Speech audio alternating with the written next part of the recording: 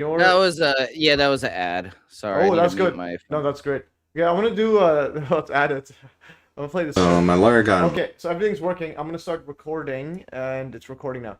All right, so we're recording, and yeah, let's power through this notes right here. And yeah, so Ben Factor from Beneficence TV is back on the show. All right, how are you? And yeah, how are things? I'm just gonna type to people. Can y'all hear us? So far, I don't know who else in the chat. We had 3 people. Can y'all hear us? So I'm doing well, and I can hear you on my end. Okay, Can everybody hear me? yeah, it should be good. I'll have the chat open just in case anybody asks and so on. But yeah, so yeah, good to have you back on the show. And what I'm gonna do is I'm gonna just do the usual intro. I didn't have the time to make a trailer. Even the thumbnail, I just used the old one. Just super busy, mainly with the Claude. Okay. Oh, Rotary Matrix says yes, audio is good. Okay, epic stuff. And let me know if it's too loud or too low and so on, so I can adjust it. All right. Okay. Then Drew Trustcott is Yippers. Okay, we have him. He's also an experimenter and so on. Yeah, we can actually cover his stuff.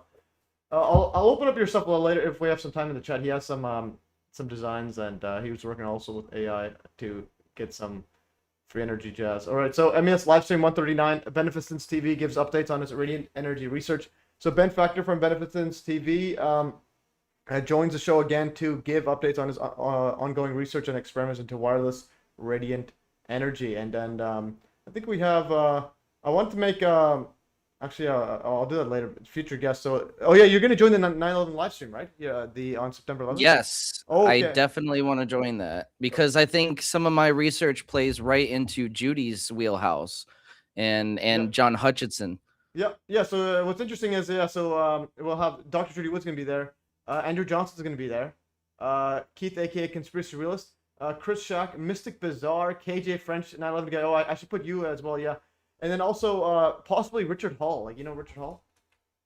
I do not know Richard Hall. Who is he? He's the UK guy that's currently like he did a documentary about the Ariana Grande 2017 like false flag, and then he got sued by like BBC, BBC, I mean by the families of the alleged event, and then basically he had to like he had to go in bankruptcy. I think he's like had to sell his house, so now just for making a documentary.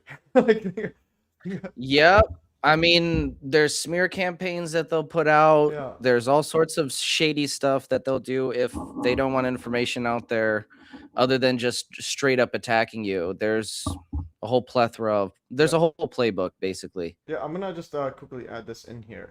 And Ben Factor. I'm gonna put Richard Hall and yeah, also Ben Factor. Ben yeah, Ben Factor. Ben Factor. All right, put that there. Yeah, so you'll be joining it. That'll be pretty epic setup there. Yeah, I'll be joining the stream. And the other part, like, do you know the guy from featured guest Ty from the Disclosure Project? He may join an MES live stream soon, but now he's ignoring my chat again. You know the Total Disclosure Project on YouTube? I'm not no, I'm not familiar with it. All right. We'll anyways, we'll skip over to that. And also, I want to in case John Hudson's listening in. Yeah, so he had emergency earlier this week, and then he just had surgery I think last night. So hopefully Captain John is doing well. So I'll have that in the random notes. We'll cover that later when we have some time or some downtime. So yeah. So anyways, so how are you? And I put some notes in here. I'm gonna just send this to the audience if they want to cover it. But yeah, so you can take it from here if you wanna go ahead, and because you had a live stream yesterday as well. I put a link to that. That's pretty interesting. Yes, I appreciate it. Yeah, we had a interactive mini lab last night. Simply because like I like to try to do as much of my research live on camera to document it along with kind of showing everybody the discovery process in real time. I think the process is important to document as well. It gets people excited and enthusiastic about potentially doing their own experiments. So we had a lot of positive results. I had some predictions and all of them were completely 100%. They came true. So we found a resonant pulsed waveform in my new circuit, the impulse driver circuit that I've been designing myself, which is supposed to be kind of like an upgrade to the Jewel Thief, in the sense that it has more versatility. The Jewel Thief circuit is a self-oscillating circuit, right? It's a self-feedback loop. So it kind of like just sits into a natural resonant frequency based on the length of the coil. So I wanted a little bit more versatility. I wanted to be able to change the frequency because, as you know, if you studied Malcolm Bendel's work with plasmoids, cavitation creates the structured plasma, and then the frequency is used to manipulate that plasma. So we want to be able to manipulate the system in a more, versatile way. So I've been developing the impulse driver, which utilizes a pulse width modulator, and you can input a specific frequency. And it was my prediction that at certain frequencies, we would find those three defining characteristics of the resonant pulse waveform found in the previous circuit. And this is something we found. We found the three defining characteristics at certain frequencies. And we found even more interesting things. We probed the system with a grounding probe this time instead of just floating it. And even the pulse was very unique at specific frequencies. It just displayed this very unique symmetry, almost like it was reflecting off of itself in a very even way. But when you zoom in, there's a lot of chaos. So these are characteristics of the resonant pulsed waveform that we did find in another system. So it's not proof that the synthetic AC model is 100% accurate, but it is evidence to support the model further. And as we, do these experiments and run them through the model, every time the model has proved itself to be a useful tool in explaining what the hell is going on with these coils. And if the model pans out, then we've successfully demystified the rodent coil, in my opinion. For years, the rodent coil has been this producer of unique phenomenon and kind of connected to the esoteric teachings of vortex-based math. But, as an electrical engineer, it's been a real challenge to try to translate those, principles of VBM into standard engineering practices. So that's kind of the bridge that we're trying to, close here, or the gap that we're trying to close, the bridge that we're trying to provide between the esoteric and, the mainstream engineering practices. Yeah, for sure. And yeah, also Chris Shack is in the in the chat. Hi, Chris. But yeah, I want to say that. But yeah, so I missed this part in your live stream. You want to walk us through exactly what's going on here? Because you have that pulsed waveform and you're zooming in live. I do like the setup that you have, literally, and you have the phone camera right there on it. That's great stuff. Yeah, it was kind of like a makeshift, but it worked, I guess. In capturing what was necessary in documenting the RPW. And like you can see, if you compare it to the previous video that we've went over, the classic RPW from the Lightning Thief, that video has far fewer nested harmonics. Look at all of these. There's not just tertiary and fourth, there's like fifth and sixth, and all these different nested harmonics are all crammed into that, but you pause it and it's just one signal reflecting off of itself in a very chaotic manner. And then you zoom out and you get this kind of pattern emerging as a smooth sine wave, or a somewhat smooth sine wave, right? And that smooth up and down motion is indication to me that the energy transfer is happening efficiently, because we've hooked up different kinds of coils to the same system. And we've hooked up a classic pancake coil to the same circuit, and it showed some of the same characteristics, but it was a bell-shaped curve. And this system with the pancake coil is far less efficient than the Vortex coil, indicating that misshapen sine wave, that bell-shaped curve, is indication of less efficiency in the system. So what I was doing was I was trying to find the frequencies that produced the smoothest sine wave on the macro, while also producing the largest right side band on the micro scale. So if we go back to the three defining characteristics of the RPW, the resonant pulsed waveform, the first defining characteristic is on the normal scale, the default scale of the oscilloscope. We'll see all these nested harmonics like you see now. This is actually a little bit more zoomed in to the micro scale. But as we zoom into the micro scale, we'll see that 0-point convergence, where it's kind of like a pinch point and huge energetic sideband activity on either side of that pinch point. And if we zoom all the way out, we'll see it kind of like a rectify into a smooth sine wave.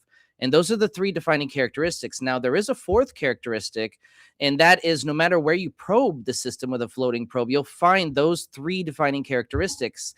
And that's indication to me that there's some kind of unity going on between all the components in the system.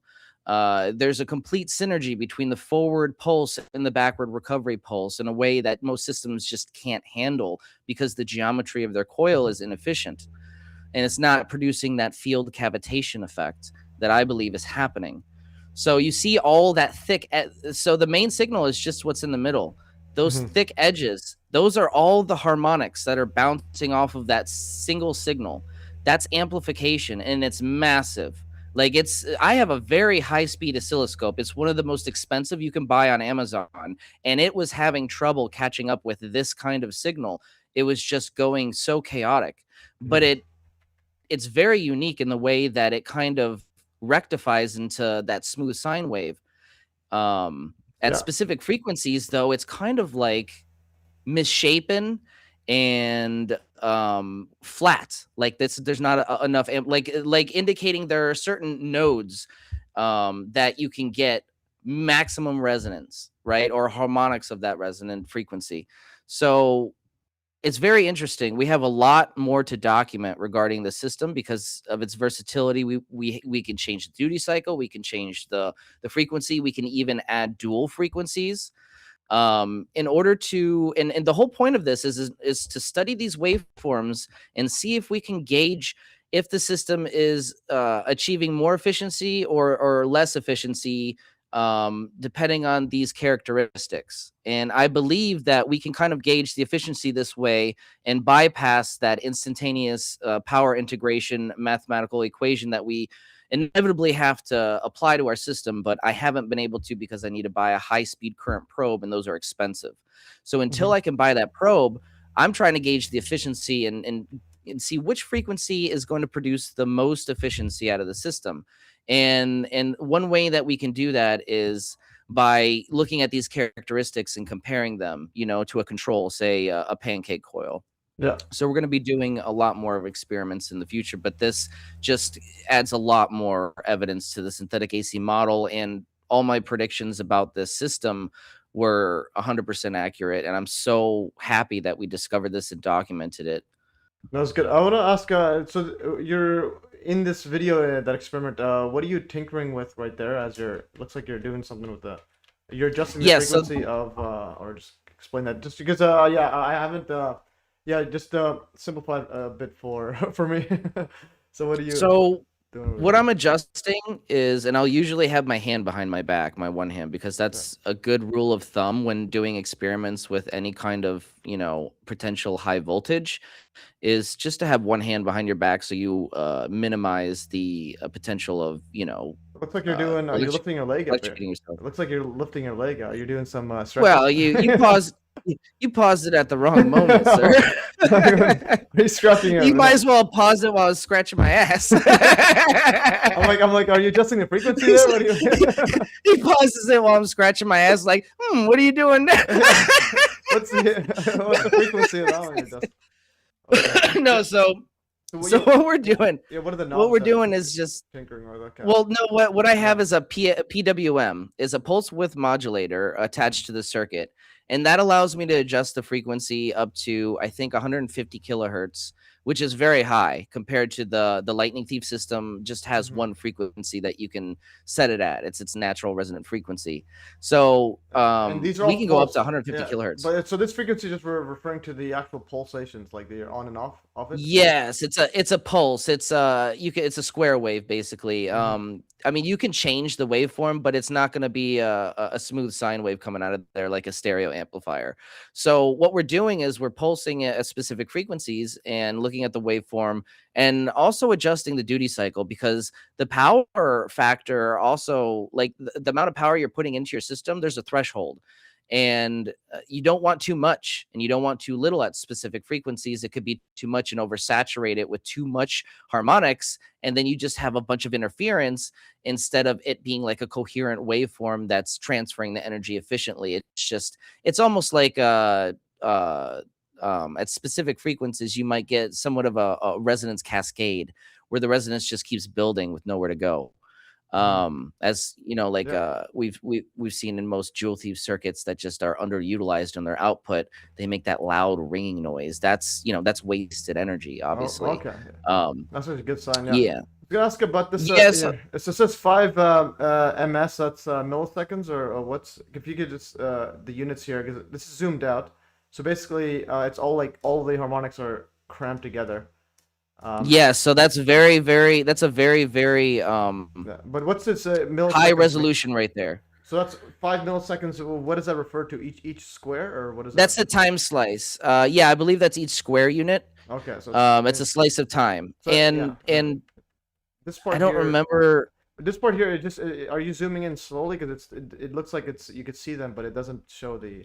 So that right there, I'm just changing the frequency. Oh, this is just I'm frequency. not. Oh, it's still Yeah, 5 milliseconds. Okay, it's still if 5. I reach over to the oscilloscope, that means I'm changing the oscilloscope resolution and zooming in. Okay. But right now, I'm just changing the frequency. You see how much it Yeah. amplifies at certain frequencies compared to others, and notice the different kind of edges on that amplification. Like it's almost like it's too much interference at certain frequencies. It's fuzzy. Yeah. So this is what I want to ask. Yeah. So you're changing the frequency there. So this one is what's the difference between this one and this one? Because it's the same oscilloscope view. Yeah, so I believe, if I'm not mistaken, and I kind of try to document this as I'm going by, you know, telling people, oh, this is this frequency on the live stream, but you know, I'm not 100% accurate when I'm remembering this stuff after the fact. But I believe that was the range that we got, like a dead zone. So we got a lot of amplification starting from like 3 kilohertz all the way to like 10 kilohertz.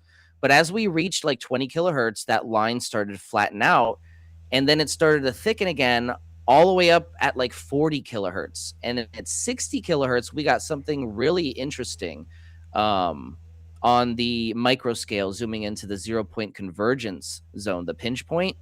I've never seen anything like that. That was interesting, and I'd like to explore that frequency range again, because again, like this system is more versatile. We've never been able to input that high frequency into this kind of pulse system before.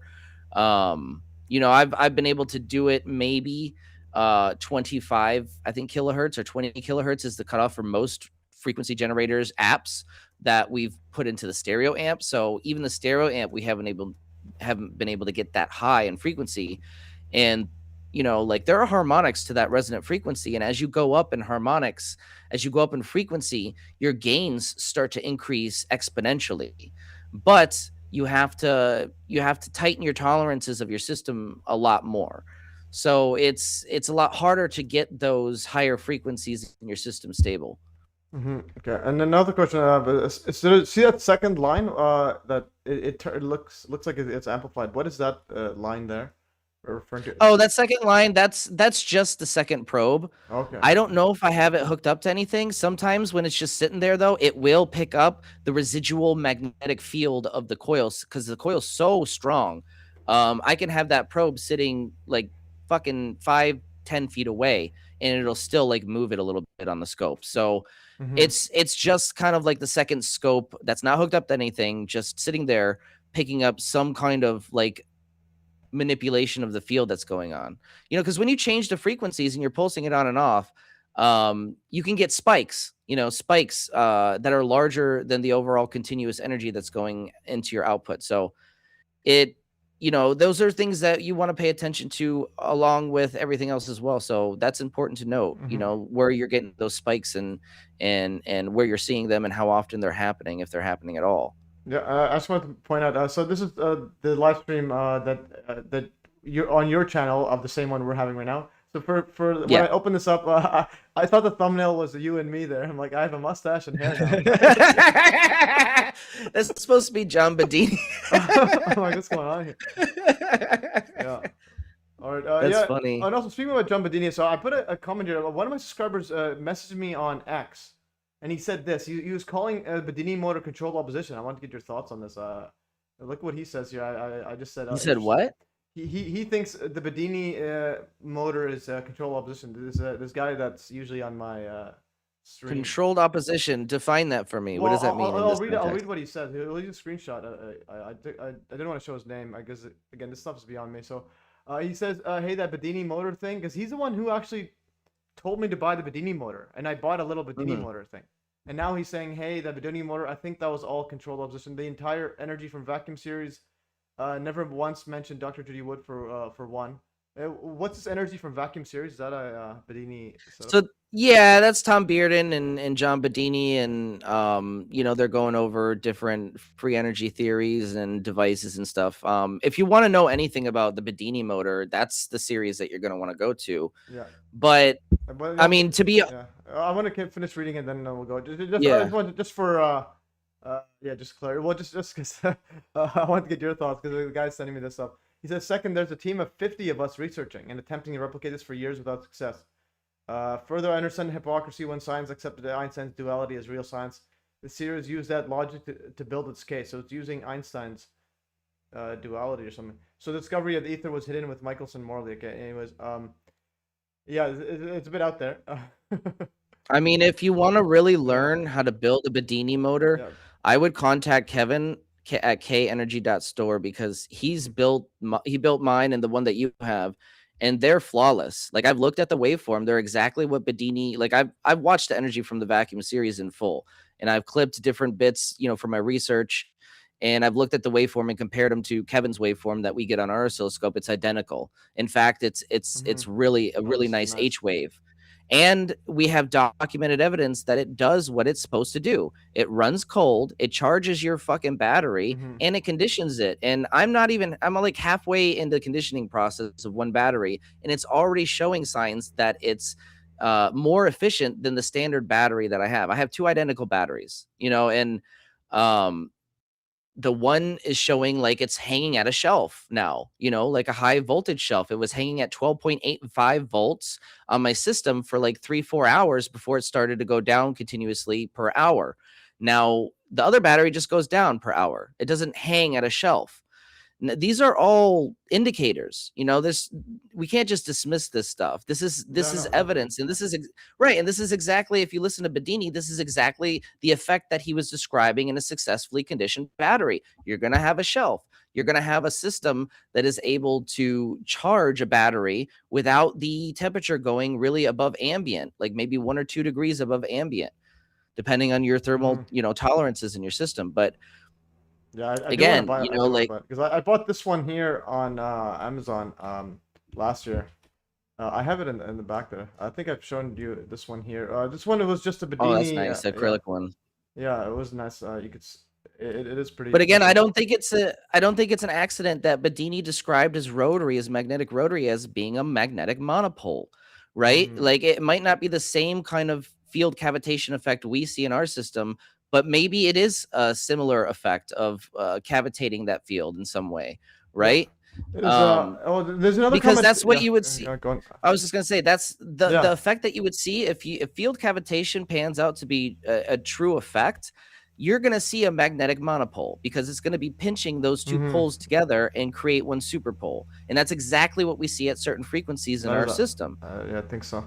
Yeah, and the other thing I just realized, I posted again.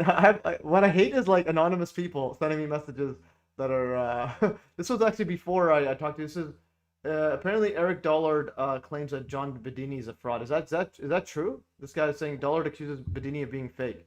And then magnets cannot be used. I would ask Grok or someone about ask AI about that, because for one, even if it is true, people have the right to make mistakes, right? You know, I've had mistaken ideas and opinions about things in the past, you know, and people have the ability to change those opinions over time too. So I just think it's irrelevant. No, there's but in the long run, to me, KJ one. Like, I want to buy one that because like.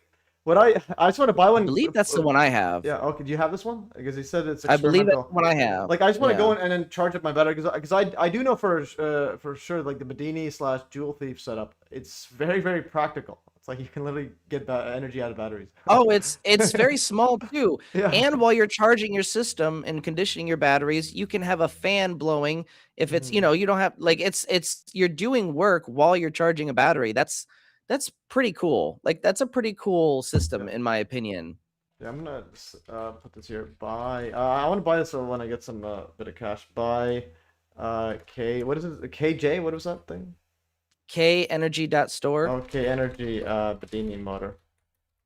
I want to just like I want to initially get to just practical things. Like I don't want to be. I want to get my old battery, charge it up, or somehow, however, or being able to use it for stuff, because I absolutely hate batteries that are like literally like half done, but you can't use it because half is not enough to power like a lot of devices.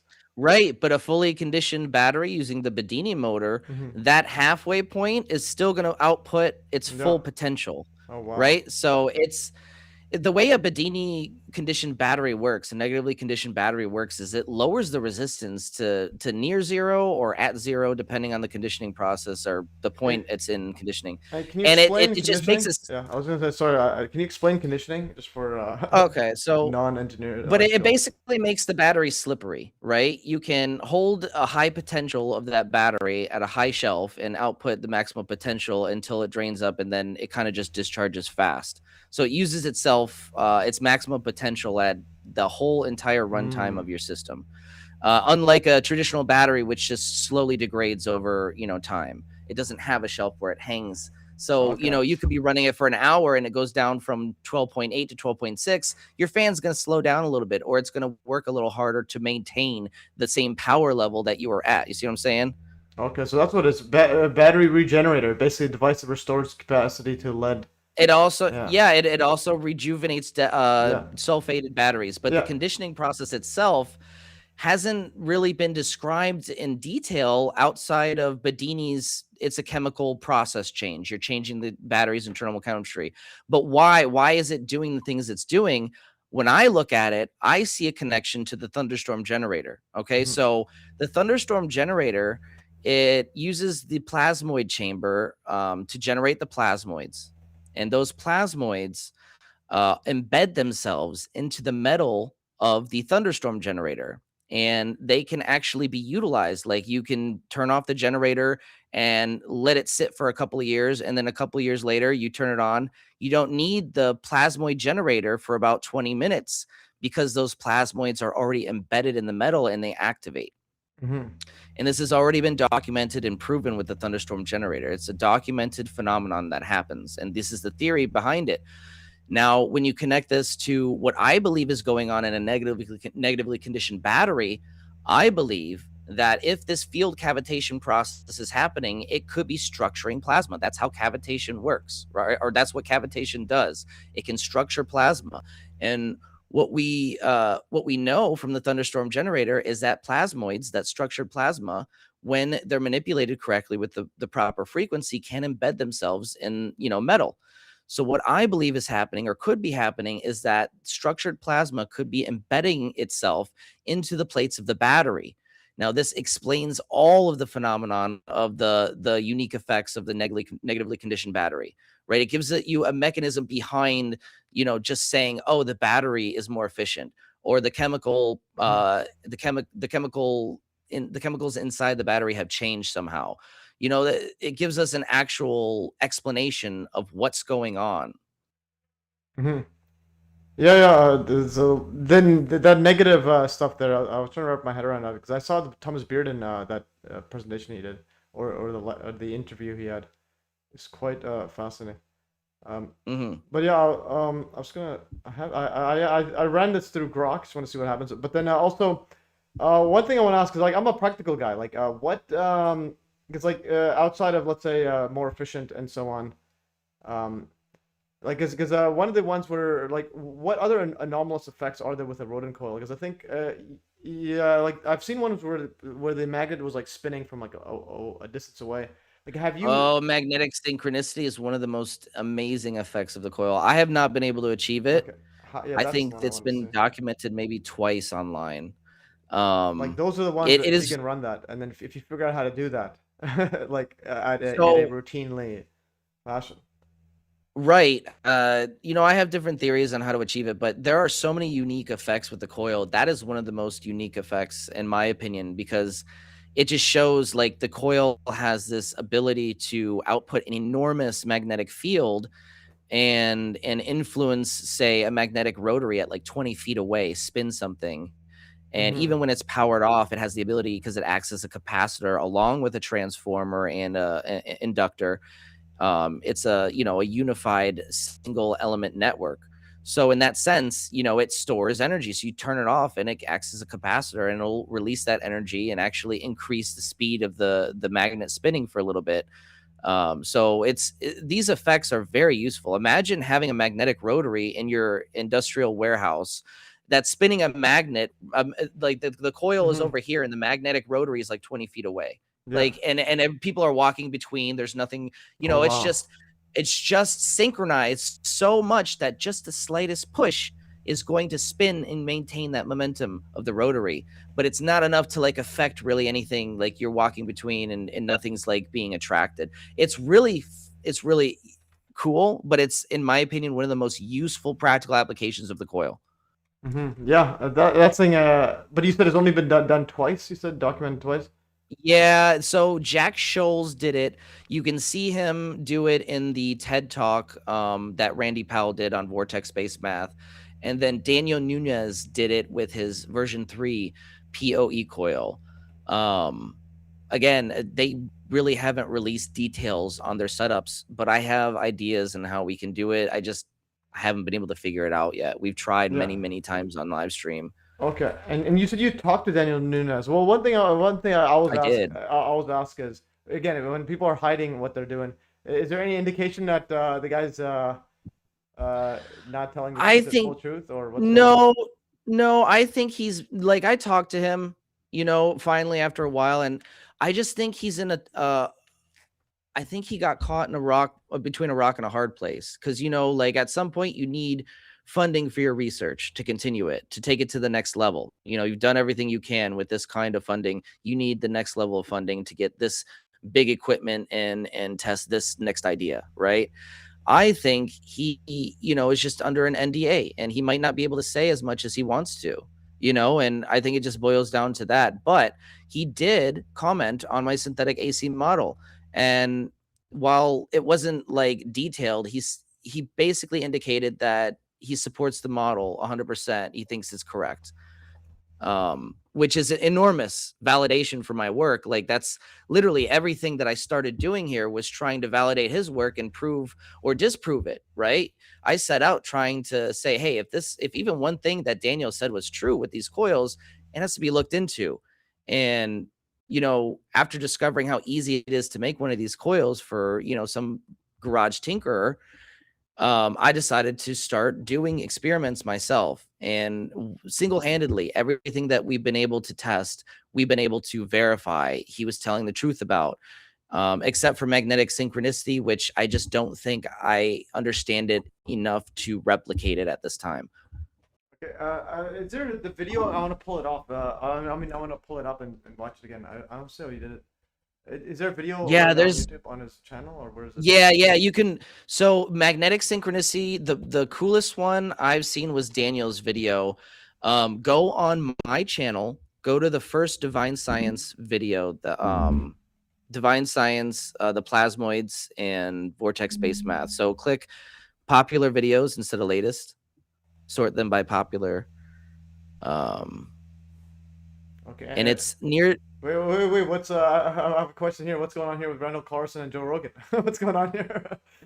What's going on there? Oh, that was one of my first video clips that I uploaded. And it did really well for a while. No, that was just the whole controversy. Remember, Malcolm was on his episode, or his podcast, and the episode got cut, never released. We've done Randall, because the thing is that you have to realize I don't actually know much about Randall Carlson or even Malcolm Bendel outside of you. So no, it's just So, it's yeah. Randall Carlson was just explaining the story behind, the Malcolm Bendel and Joe Rogan controversy. Okay, yeah. So if you could just do a quick rundown, like a few sentences. So what happened with Randall Carlson? I know Randall Carlson is that ancient Egypt guy or something. Is that the ancient Egyptian thingy? So he teaches about sacred geometry mostly, Yeah. but yeah, he touches on ancient history and all the sorts of conspiracy topics that we talk about. But he was on that clip, he was talking about the controversy where Malcolm Bendel was invited on the Joe Rogan Oh, podcast okay. because Randall knows Joe Rogan. He's been on the podcast many times. So Randall's like, hey, let's get on Malcolm. He's this inventor behind this thunderstorm generator device that's going to revolutionize, the basically every industry that we have. So he was on the podcast, but Jamie, Joe Rogan's producer, pulled up a bunch of articles that were basically a culmination of a smear campaign against Malcolm, or at least in his words, they were a smear campaign against him, from some unrelated thing that happened in his past. When he was an oil prospector, he found a large, or he suspected there was a large reserve of oil somewhere where he was prospecting in Australia. And the oil companies at the time, he said, had overstated their reserve by a large number. So if, like they needed to find oil, and the fact that, Malcolm supposedly found this large reserve, they wanted to take it from him, and they employed a smear campaign about his kind of esoteric and controversial background. So it was basically an episode where they asked him a bunch of irrelevant questions that had nothing to do with the thunderstorm generator. And it turned out to be a bad episode. They didn't release it. But I feel like it should have been released, just because having Malcolm's name out there under that big audience would allow people to see his name and then do the research for themselves and decide for themselves about the thunderstorm generator, not about, his controversial past, right? Like, the science is real. It's documented, and it's based off of a clear lineage of discoveries since like early Nikola Tesla days. So it's not something new that he just pulled out of his ass. Mm-hmm. It's interesting. Yeah, there's always like interesting side adventures within every single Right. person. It's always... Life isn't black and white, people. Yeah. There could be a good person who does bad things, and then Yeah. there could be a bad person who does good things. Life Yeah. is confusing, Well, also like Joe Rogan, he's definitely a Freemason slash Satanist. I will say this, at the very least, he's ignorant as hell. Well, I'm not sure if you've seen this, so if I showed you or not. Joe Rogan. So it's the one he always brings it up. He went to in 2003. He went to a satanic wedding for Stanton LaVey, the grandson of Church of Satan founder Antoine LaVey. Like, those LaVeys. Yeah. So there's Church of Satan, and then Joe Rogan was wearing a 666 shirt, mocking the crucifixion while making devil horns. During the wedding, he claims he's not a Satanist, but only went there because his friend was performing at the satanic wedding. So that's him. Like, well, I mean, I would go to a satanic wedding for a good metal show, though. Like, to be honest, maybe he was just into the music. Yeah, but well, his friend was played at the band there. But now that I'm thinking about it, it would make me really uncomfortable being at a satanic wedding. Yeah, but it's also this is not just a normal satanic one. This is the grandson of the founder of the which is Antoine LaVey. The Church of Satan, or whatever Antoine it's LaVey called. is like literally this guy here. He was super Now, is that like a separate church? Because I know there's a certain Church of Satan that's kind of just like a mocking of Christianity. It's not really a religion. This is a different. This one's a different group. This one's a full-on it's like full-on religion. Scientology slash mixed with a whole bunch of so it is kind of like a cult. Yeah, it's like that. But again, it's like that's a grandson. But then he almost here's a clip of him saying that he's not a Satanist. To a wedding that my friend Duncan Trussell was performing at for these two Satanists in like 2003, and to this day, it was one of the LaVeys, Anton LaVey or Stanton LaVey, whatever is his son, and his son got married. This was some young hedonist, and they call themselves Satanists. And so Duncan performed at this wedding, and I went there. To this day, I get tweets about being a Satanist. Okay, but yeah, Satanism is just an excuse to be an asshole. Yeah, we'll talk a bit more about it. So notice, then we'll get back on the thing. I just wanted to illustrate, like, there's a lot of stuff that's a bit next level. Like, the highest in the Church of Satan, the highest rank is MAGA. I think something like that. What? Satan MAGA. Wow. So I mean, is that a coincidence, or is there a connection there? Is this Satan? I think it was a satanic temple. Okay, we'll see the here. Yeah, so yeah, the MAGA, aka Trump's MAGA, is the highest ranking degree in the Church of Satan. You can go there. Well- you can literally go there right here. Church of Satan. We know Trump's not a Christian. Yeah. So, like, what is he? No, he's obviously a Freemason / whatever. He's deep. You think Trump's a Freemason? 100%. No, he doesn't have Freemason sign all the time. Like you know the Freemason sign. Interesting. Like this thing. No, I don't. I'm not familiar with it. I have a giant thread of hands. So I have an obsession with hands. Thomas Beard in that thing he's pulling it up to. So like this hand symbol, that's Angela Merkel. Does that every time. There's Trump does that. Wow. All the time. Even Kevin O'Leary does this. You see a lot of big names do this. Because that is kind of like a devious, like even if you're naturally setting your hands in that position, that is like a devious, like gesture. Kind of like. Wow. Yeah, but I want to show you something like a villain would rest. Yeah. Like a pose. No, I actually bought Mr. Burns the Simpsons book. You know, Mr. Burns always does that. Yeah, Mr. Burns. Yeah, exactly. So right? Like some kind of devious fucking. No, but I'll tell you. But it's from the soccer team was the All-Star game years ago, and then look, nobody's hands or look at everyone's hands. They're all normal. Oh my goodness, who's that guy? That's me. That's you? No, I was doing that just for fun, but like think of it You're this way. mocking him. Yeah, but like think about it, no one's doing that but me. So what's interesting, I could go on, but that so my brother's friend, he wouldn't believe he's saying, oh, just a bunch of nonsense you're talking about like that, right? So then he on his Christmas, I think one of his Christmas dinners for his work, it was like all the conference, all the boss and like the parent company showed up, and then at like the biggest table there, the head guy, he's sitting there, and then my brother's friend told him he was doing this with his hands the entire time. Like he was sitting down, he was doing this the entire time. It's like that, and then that's when he realized, okay, something's up. But anyway, interesting. Yeah, you'll see this a lot. I have Elon Musk throw those around, and so on. But Thomas Bearden throwing it around, that was a bit next level, and. Yeah, I've never noticed that with Tom Bearden. And Thomas Bearden knows about Judy Wood as well. I'll show you this one. Because I posted this before. This was the doctor actually sent this to me. So here's somebody sent him an email on his Bearden email. No, Bearden. Where did I find the email? Bearden email. Let's say terrorist. No, I'd say Judy. Bearden Judy. I think. Okay, this one here. Okay, I gotta find that. Thomas Bearden, Judy terrorist. Okay, yeah, I need to find a link. But anyways, on his website, you can actually see this website. But anyways, let's go back into the setup there. I hear they're closing electrical circuits within the body within the symbolic hand gestures. Yeah, but I think it's basically just a Freemasonic hand setup. Actually, yeah, last thing about the Joe Rogan one is you seem to be interested. Rogan, Freemason. So this is 1985. Have you ever heard about the TV show News Radio? Okay. You said what? Sorry, I was reading something. No, I was gonna say, have you heard about the TV show News Radio? This was 1985. No, I haven't. Joe Rogan was on there before he got famous. So look what it was about. Look up. That all federal, state, and local judges are members of a certain obscure sect of the Freemasons. Now, hold on. Our strategy is that all judges are Masons? I didn't know he was on the show. Yeah, but listen to this episode 3, whatever. But look at and it's a real thing, okay?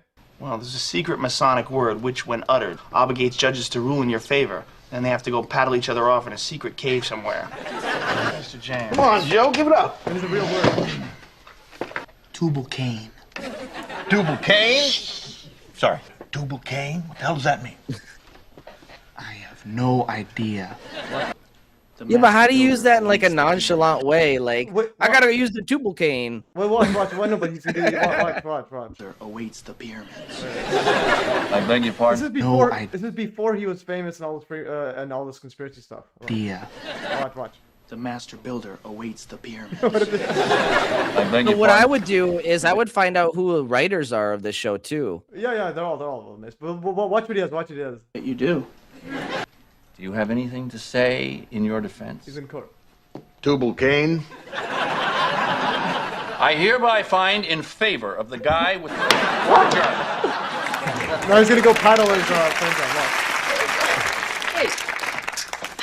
and he's got his paddle. And then, but what's interesting, that's a real word though. It's not just a made up thing. Okay, so I'll show you why.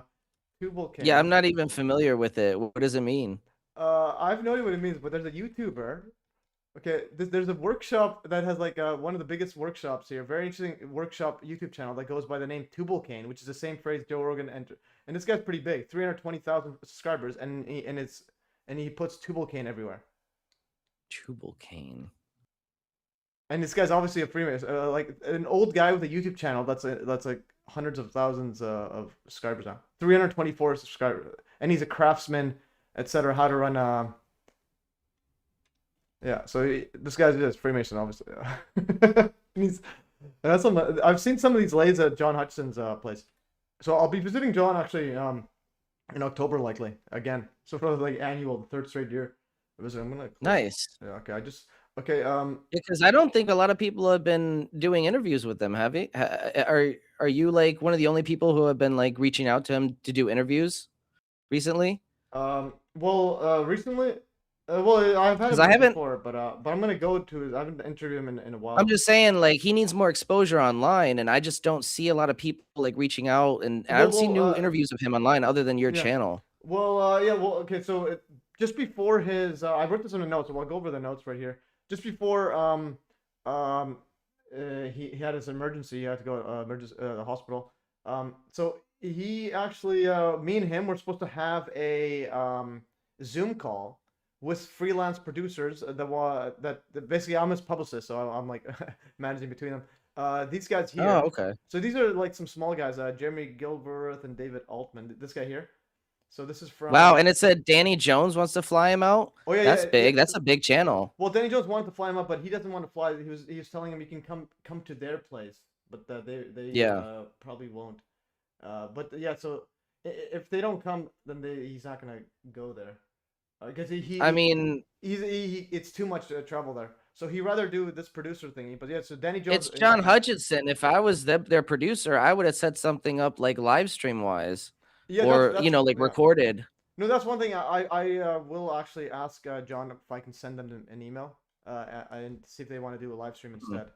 Because I think it's important that he gets exposed to a larger audience like Danny Jones's channel, and Danny Jones has a lot of support in this area of like fringe science and all that. So yeah, I don't know where John Hutchinson is at. I know he's had a lot of health problems. He maybe he hasn't like had a lot of stamina or energy to like do a bunch of stuff. So I'm not really sure. He can. It's just that traveling is that one that's the hard part. He's not going to Florida. They wanted him to fly out to Florida, right? Tampa Bay, Florida. But he wants him to fly. I wouldn't go to Florida. But he wants him to fly to the lab. I even offered I can be him and his wife's chauffeur and like guide if Danny Jones covers my cost too. I'll go to Florida. It'll be pretty fun. Is it just the traveling, or is it like airplanes? Like, is he interested in would he be willing to drive? No, he's not driving. No. But even then, John is but it's not just that, but like you have to realize he has the health issues. Right now he's trying to fly out to many different hospitals and neurologists. He had some prostate, urinary. Oh no, that's true. He needs to have someplace close in case something happens. That's true. But it's also, it's also a number. He's 81 or so. He's in the 80s, upper. Okay, and then in Florida, honestly, Florida has shit healthcare. So I wouldn't go there. And he's in California. He's not driving. Nobody's driving like 4 days. Oh yeah, he's in Cali. Yeah, that's on the opposite coast. yeah. So I have to drive an hour. I need to when I flew to there. I flew to Santa Rosa, and then I would rent a car and drive for an hour all the way to like no name place. all it was like no name place in Cali. He's in this little town there. But yeah, so that's John. But he did email me saying he's better. So he said, yeah, maybe 2 weeks with again he was just had surgery, so he's resting now. So that's the captain. And speaking about so he's gonna be on a show once he's good. He'll also be on another live stream with me, and one of his one of his friends, Tom Sky. I posted this on my YouTube channel. So Tom Sky, he actually this I have the link. He actually. So this is Tom Scott. He visited John in the 2007, and that's his uncle. He visited him, and then he actually witnessed the Hudson effect. But then he experienced some health effects that he's gonna be on the show. He said he almost died for 2.5 weeks. And then even Ken Shoulders, like Ken Shoulders, he went and flew to his house to try to help him out because he said he felt so super weird, like it felt like high voltage across the whole body, and like time was weirding out. But then but listen, word got out that to like everybody, John was asking everybody to help him out, and then like in one of those First Nations Native American guys, or Canadian, one of those First Nations guys, one of the elders, he found out and told him you need to ground yourself with nature. So he went to the beach and stood in sand and water, and then he said within a minute all the electrical energy just discharged and he felt better. So interesting. No, because we had a team when I was doing the Water Tribe presentation. We had a team in that group that emphasized, because they were working with plasma healing technology, and they would emphasize that in your system, because they open sourced everything. They emphasize that you can't have any positive energy. It has to be all negative energy going through your body. If you have any positive energy mixed in with it, that could be deadly. And I'm wondering, like if if you're experimenting with that kind of thing and you have a specific mix of those kinds of energies, it might, produce some kind of health effects. I don't know. That's kind of, that's something that worries me, to be honest, when I'm experimenting with any kind of plasma healing with Coil.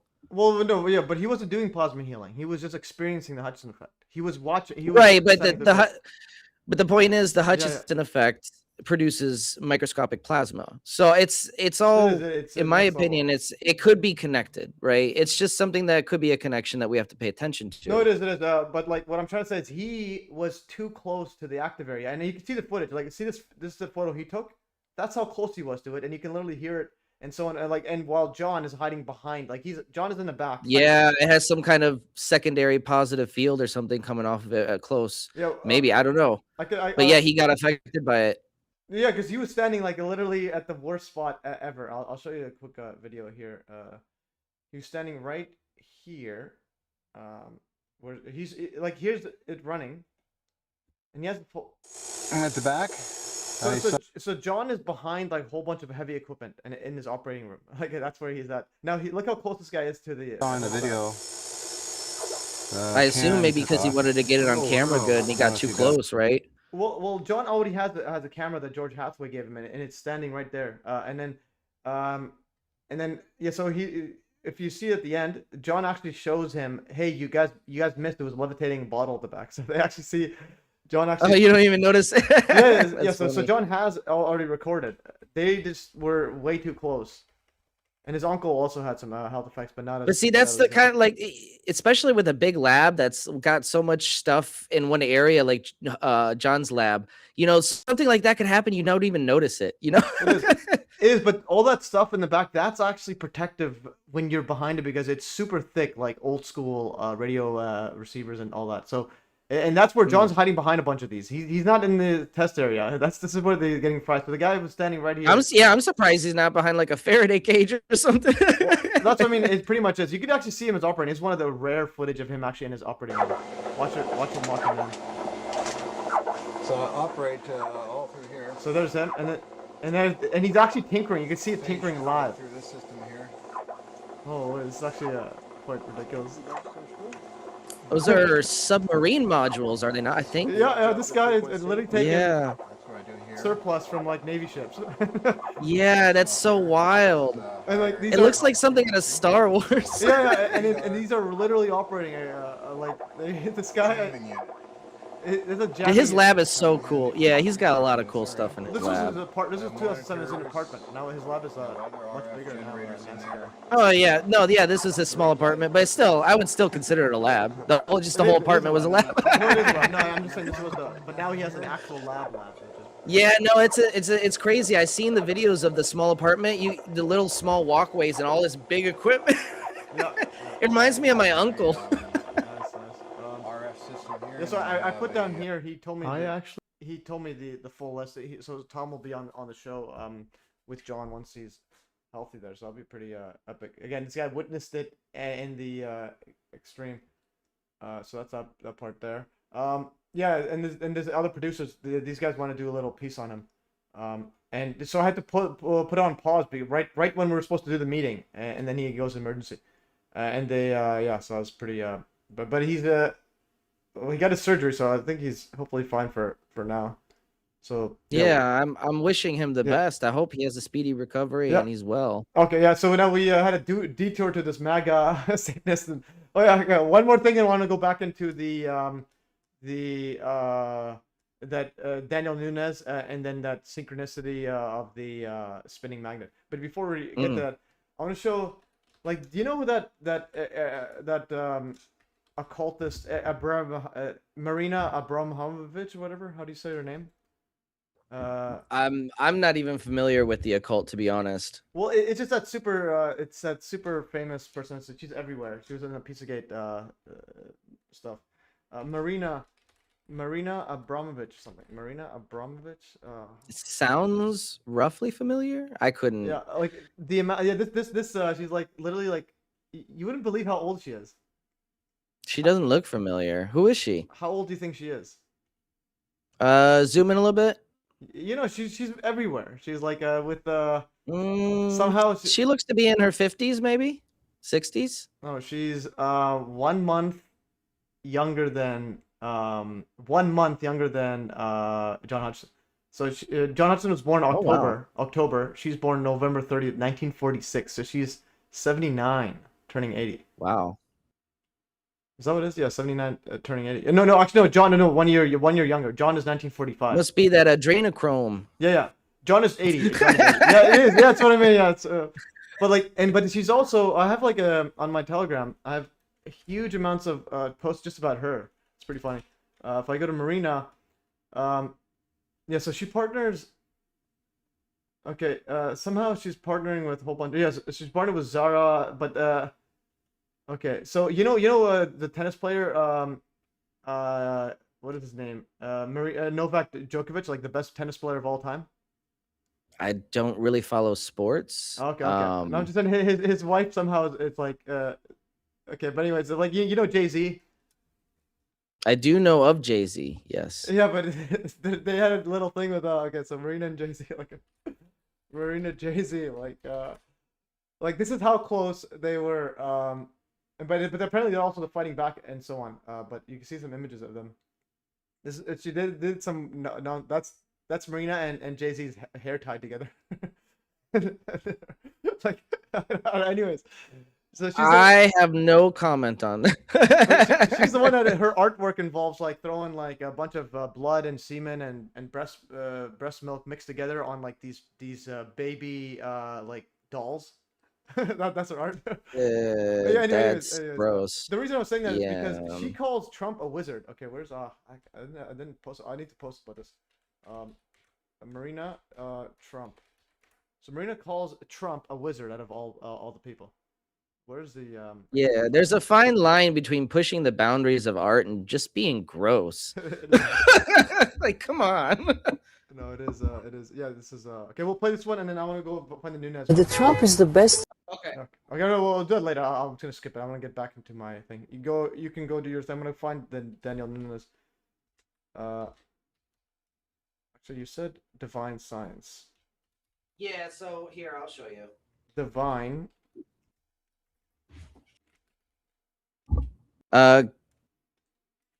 Go to Divine if you go to videos.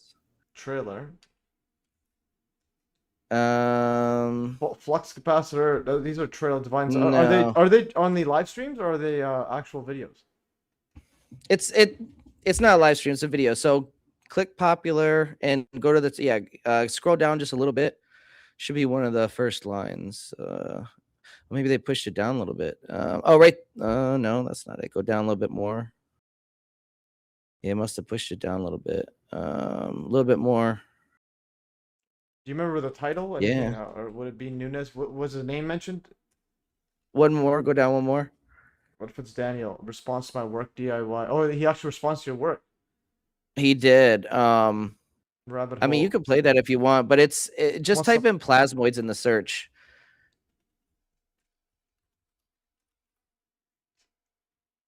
Introduction plasmoids. What are we doing? How do we find Oh, it? right there, the third one. This one here, thunderstorm generator. Yeah, I must Oh, episode I one. changed the thumbnail and I don't Okay. recognize it. Divine Science episode 1. Okay. Yeah. So it's near the end. It's broken up into chapters. So if you go to the chapter list in the description, I can read them off to you. Which one it is. Let's Okay. see. That's good. Conclusions. Go to the Nunez method. Okay, yeah, just the last one. This one is made a typo here, I think. This is longer than the video. 12257. 11937. Oh, I might have cut it off. Yeah. I might have cut it off. Yeah, that Okay, Nunez method or I have which to one? edit it. The Nunez The method. Nunez method, 112. Okay. Because like I'm like John and Hudson. several major breakthroughs in technology regarding patents based off of Marco's vortex math and unified theory. Some of those include resonant inductive coupling. This technology, based on the principles of resonant magnetic induction, utilizes special coil designs to wirelessly transfer power between two coils by creating high-frequency oscillating magnetic fields. By applying the concepts of vortex math, researchers have developed more efficient and reliable resonant inductive coupling systems for applications such as wireless charging of electronic devices and electric vehicle charging. Using the principles of vortex math in the various rodent coil designs, advancements have been made in the development of highly sensitive and accurate magnetic field sensors. These sensors can detect and measure magnetic fields in various applications, such as navigation systems, industrial automation, and scientific research.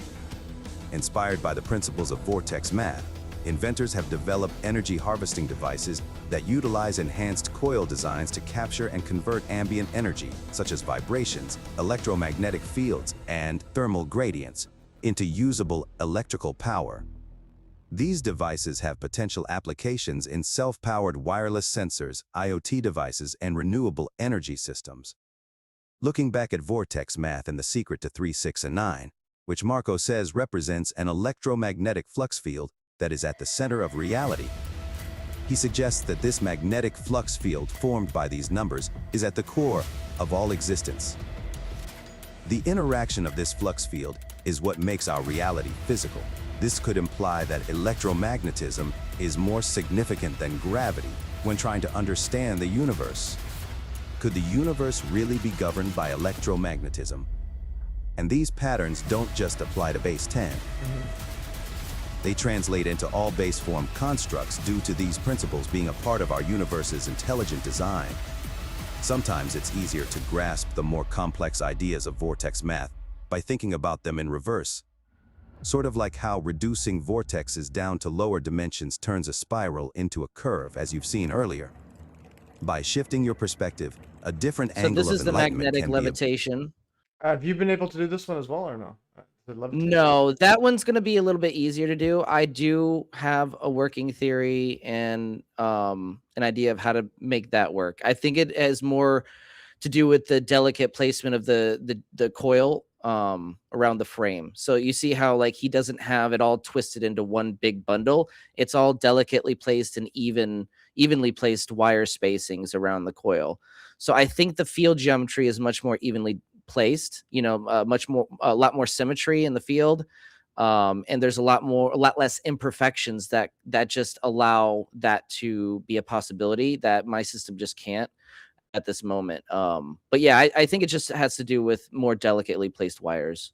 And you have to obviously drive it at a specific frequency and get it to spin first and then levitate. So there's a whole process of getting it in that torr and levitating, along with just the geometry of the coil.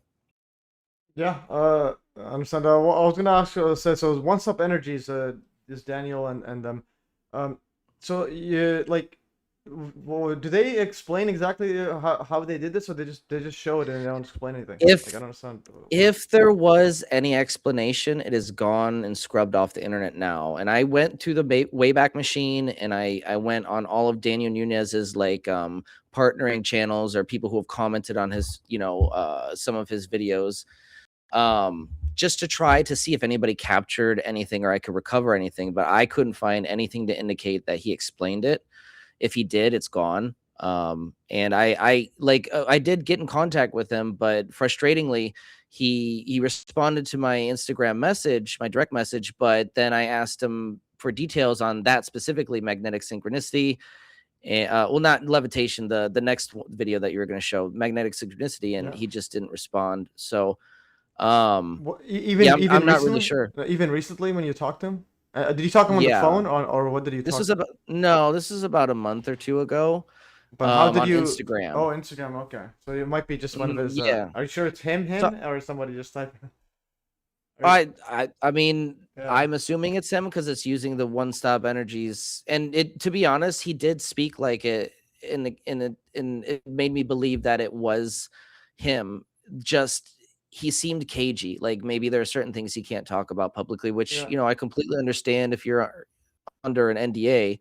Yeah, but it's But at the same time, that leaves my job a little bit harder and trying to just understand some of this stuff. But yeah, this is magnetic levitation, and the next experiment is magnetic synchronicity, which is where he synchronizes it fully with the pulse, and he can take it outside of that turret. It still spins like 20 feet away. yeah. I want to see when. And is there? Oh, and you got my screenshot. That was mine. is that? Oh, maybe it was in the Yeah, scrub through there. It's in there somewhere. It's in one of those ending chapters. Maybe it's a little bit farther down. Okay, but I'm trying to. This is my thumbnail. You take mine. Oh, this one. Yeah, no, I like that. I Yeah. call that well, a lot of people call that the fingerprint of God. Yeah, I made this one here, but yeah, some people think I was critiquing Road. I'm like, no, well, some stuff he's saying is a bit out there, where he's but like the patterns is pretty next level. I was able to change it for every single base system. You'll have a pattern based on just. The thing is, you're always gonna get a pattern because there's only 9 digits. So if you cycle back, you're gonna get back into the usual setup there. When you're dividing by 2, and yeah. I forgot exactly. Yeah, this one's 1, 2, 3, 4, 5, 6. How did I do this one again? 1, 2. Yeah, it's been a while. This is the one I did it for like 10-hour video. If I go to Vortex, I go to let's go Vortex. Yeah, here. So that was the thumbnail of this one here, Vortex. So I included your video, your streams in here. I have a Vortex math playlist. I have 9 hours, almost 10 hours. I made it just going over the arithmetic and proofs of why it always was that. And it's just like you can talk for 10 hours about VBM and still not even scratch the surface, to be honest. It's such an in-depth model. And a lot of it leaves room for explanation, right? Like there's all these ideas behind the model, but in terms of connecting them to actual physical mechanisms in our environment and how they actually could potentially work in practical systems, that is all open for interpretation, and that's where the synthetic AC model kind of attempts to bridge that gap. Yeah, for sure. But yeah, so it's not in this the synchronicity, the one where he takes it out. Keep going. It might be in. Would it be in that archive one? Because you said you have the archives found. Would it not be in there? No, it's in that video somewhere. It might have been in a previous chapter. I'm gonna scrub through it real quick while we talk, and I'll find the exact clip. Because I do want to see Rodent Coil magnet spinning. Okay, a Rodent Coil levitation. This guy's doing a levitation right here. Let's see this guy, Rodent Coil spinning magnet. It might be this old man built 11 months ago. Some of these are recent. Vertical magnet. That's kind of what I do is I would watch a million different. Oh, here's Randy Powell. This might be it. I think this might be it. Randy Powell. Yep, that's Jack Scholes and Randy Powell. Yep, that's a good one. You put that one on for now, and I'll find the other one. Yeah, but I'll see this guy's quickly. Levitation. This guy's okay. He's levitating that, so he's levitating and it's spinning. That's pretty cool. Yeah. But is there okay, so and he's just doing some so are you able to do something like that? But it's kind of hitting the sides, but that's good enough. Old man. Yeah, so when it's hitting the sides, it's either I'm assuming it's either an imperfection in the coil design, or maybe it's being driven just a little bit too high in the input power. The input power might be just a little bit too high. Yeah. Honestly, we won't really know until I do the experiment myself. Oh, Nathan actually did that. I didn't know he did that experiment. Okay, this one is rodent coil vertical magnet rotation. Vertical. Okay, this one's dropping it in. Oh, that's cool. The magnet. What do you mean magnet is vertical? Oh, it's like that sideways. And that's spinning around that. That's pretty ridiculous. Yeah, but then the question is, can we do something practical with these? My van went through something like that. Okay, there's the guy in the Rumble. He says, "Oh, there it is." You said what? Yeah, he had some sort of effect. The Fred, his van got hit or a tornado. Can you recap on the van situation again? Please. Yeah. Recap on it again. I'll then read it out to. I'm just someone in Rumble. I'll read it out to. Yeah, let's play here. Let's connect the Daniel Nunes video. If you go back to the other one, it's at 1 hour and 8 minutes. Okay, so 1 hour and 8 minutes. This is Daniel Nunes one. Okay, 1 hour 8 minutes. Mm-hmm. And these are the only two people I've ever seen document the synchronicity. Lots of people have done levitation, but the actual synchronicity is something that I've only seen 2 times. Oh, this one right here? Yep, right here. That's it. Torsion physics. As we've talked about before, torsion physics is one area of study that is promising for major scientific breakthroughs in energy. The Nunes design, as I like to call it, was the design of Daniel and Erica Nunes of One Stop Energies, a promising startup that was actively helping the community to study, understand, and develop this technology for the advancement of the world. It saddens me to say that without any indication of why, both the Nuneses and the dozens of video tutorials and demonstrations they had. Okay, why did they remove all this thing? Okay, so it goes that far, but without any indication of. I thought I seen one further, but it's still spinning it. Is it actually catching up? Yeah, just play it because it should be clipped where you see him take it all the way out. World. It saddens me to say that without any indication of why, both the Nuneses and the dozens of video tutorials and demonstrations they had up on YouTube were all suddenly taken down, and the couple has not been heard from since 2022, where they posted their last Facebook message. The couple, who had been active on YouTube and Facebook for quite some time, were in the process of obtaining a lease for a building in New York to expand their experiments and contributions to society. Their take on the rodent coil is one that I have not seen elsewhere. It's gonna play, just keep playing. It uses the same geometry as Marco Rodent's traditional coil. Only this coil utilizes 2 counter-rotating vortexes by introducing a second phase-shifted channel of wires. These 2 equal but opposing channels, when synchronized and pumped with enough voltage, will supposedly amplify and produce tiny amounts of overunity by tapping into zero-point energy. If the effects of their coil design are true, then I suspect that when enough voltage is put through the coil and 2 counter-rotating electromagnetic fields are produced, tiny amounts of plasmoid clusters might be produced at the 0 point of the coil, the center where implosion and explosion meet. I was gonna say, I'm just keeping an eye. Does it look like it's slowing down, or I think it's still going? Yeah, as long as it doesn't look like what Marco says it probably is. He turned it off. It'll only speed up for a second. Like, remember, when you turn the system off, there's a pulse of energy that'll spin it up real fast, but it'll probably slowly, start to spin down after a few seconds. No, I was just thinking that just because it's not just a spin by itself. So what would happen if you completely turn everything off and there's no effect? Like might be produced at the 0 point of the coil. It does look like it's still the center where fast. Implosion and explosion meet. What Marco says is a gateway to 0 point energy. It's hard to tell, but he is wearing those gloves because it's going really fast, and sometimes it'll chip glass if you don't have it tempered. And it has to be glass, right? Or can you use plastic or no? In my experience, no. And I do have an idea of why this is. Now, I've tested plastic, I've tested metal. I've tested a few different types of material, but glass is the one that consistently allows it to spin the fastest and closest to synchronizing with that pulse.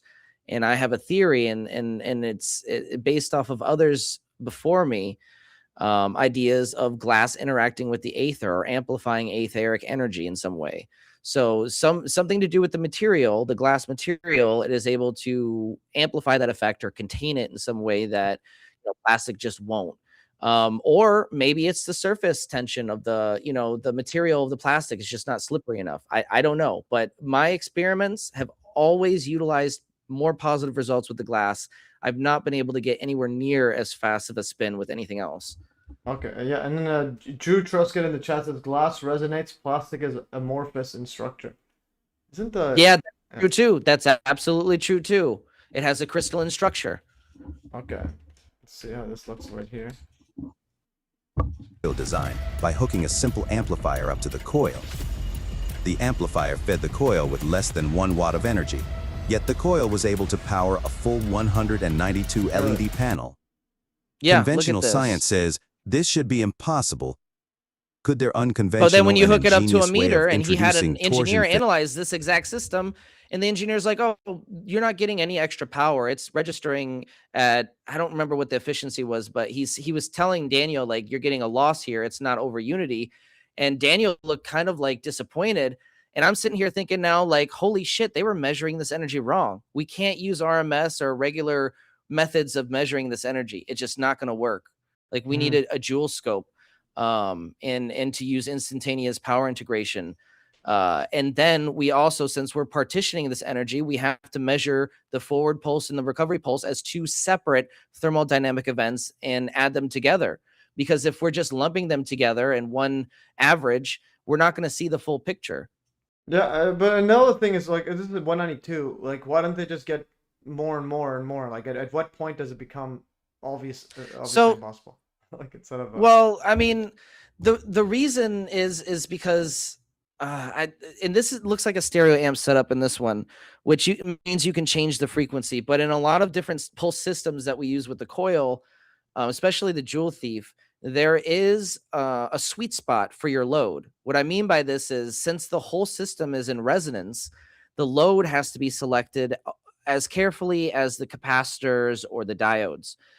Meaning, if you have, say, a light source that is providing too much resistance and changing the frequency of the output too much, it'll throw off the resonance and it won't produce as much brightness, or it won't be as efficient. It'll drain the battery more. So there's a kind of like a tuning method that you have to account for regarding your light or your load or whatever you're powering, along with the components of your system, which is something that a lot of people don't really consider in resonant, LC systems. But in these kinds of vortex coil pulse systems, you really need to be careful about what you hook up to it, because, again, if you hook up something with a lot of resistance, you might not get the efficiency that you can out of the system. You just won't see it. Okay, yeah, so you have to just all think about what resonates with it. And yeah, I remember the energy in, you said you need a joule meter. Like a joule scope, yeah. Yeah, joule scope. Yeah, can you just run down exactly? Yeah, because he said he got this run by electrical engineer, and he said it wasn't over unity. That's what I got out of it. It was a long live stream, and the reason is, in my opinion, the way we measure the coefficient of performance, the efficiency of a system, is we assume that it's a closed system.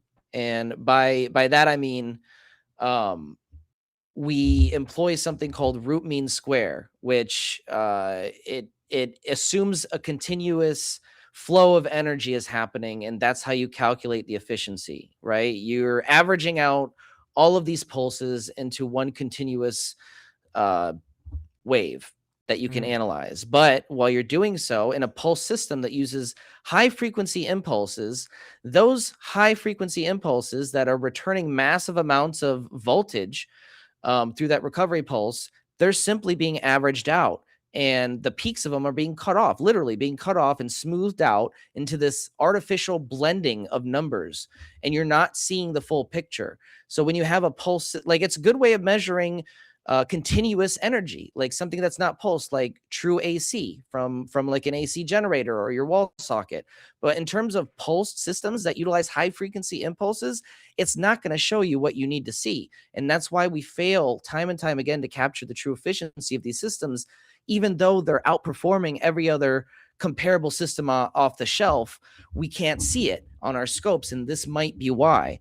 We need to look at that instantaneous unit of work, the joule, and not just average everything out. We need to see everything, all the peaks, and what exactly is going on with those impulses. Yeah, there's a guy in the chat. He's saying if it's a open system, we can't discern how much energy is coming into it, and thus efficiency cannot be accurately calculated. Well, no, that's not always true. It depends on what boundary you're defining your system at. Yeah, but also like all that really matters is what you're putting in. Like, who cares if I'm getting a right? And that's also true too. You can actually, it might not be an accurate way of gauging the efficiency, but we can essentially tell where the system is at compared to other systems regarding battery drain and runtime. So there are ways to gauge the efficiency of these types of systems, even though we can't directly see the energy. And like what you said is absolutely true. Really, all that matters is what we're putting into the system, what we're physically paying for.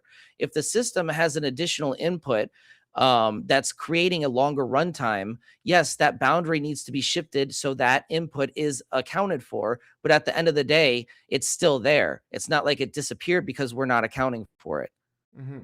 Yeah, and I was gonna say, so with this root mean squared, so the Daniel Nunes one, so like the electrical engineer guy said that, so the amount of voltage he's putting in is more than he's getting out when you square root and all this stuff.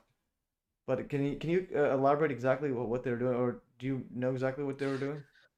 They were so with the way the coil works is it is able to step up or step down voltage like 10 to 20 times or more, depending on the frequency, with a 1-to-1 coil of wire, which technically shouldn't happen, but it does. And the only thing that really explains this is field cavitation theory, in my opinion. But you get an enormous voltage output. Now, there is a paper that was peer reviewed that was done on the Vortex coil, where they actually used the RMS method and got slightly over 100%, like 100.1 or something like that, or 101.5. It was very low, but it was slightly over unity. It was still registering over.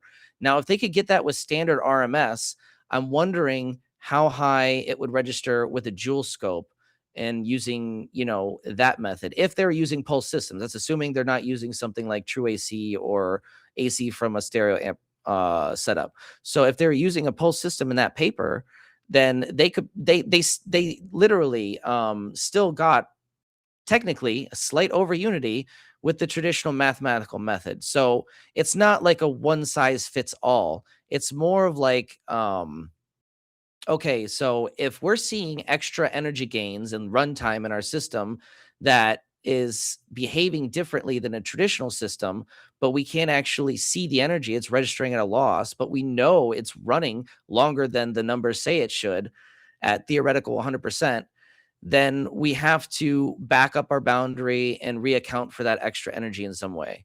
And the traditional method, the traditional mathematical framework that we have for measuring it is just not going to be adequate for these types of pulse systems, simply because it will, it doesn't capture what's going on in real time. It blends everything into like this smooth artificial wave. So in order to actually see what's going on in these systems, an impulse is very fast. It happens very fast. And it's in these types of systems, you get massive spikes. Those are all going to be rendered basically invisible. You're not going to see what's going on. Yeah.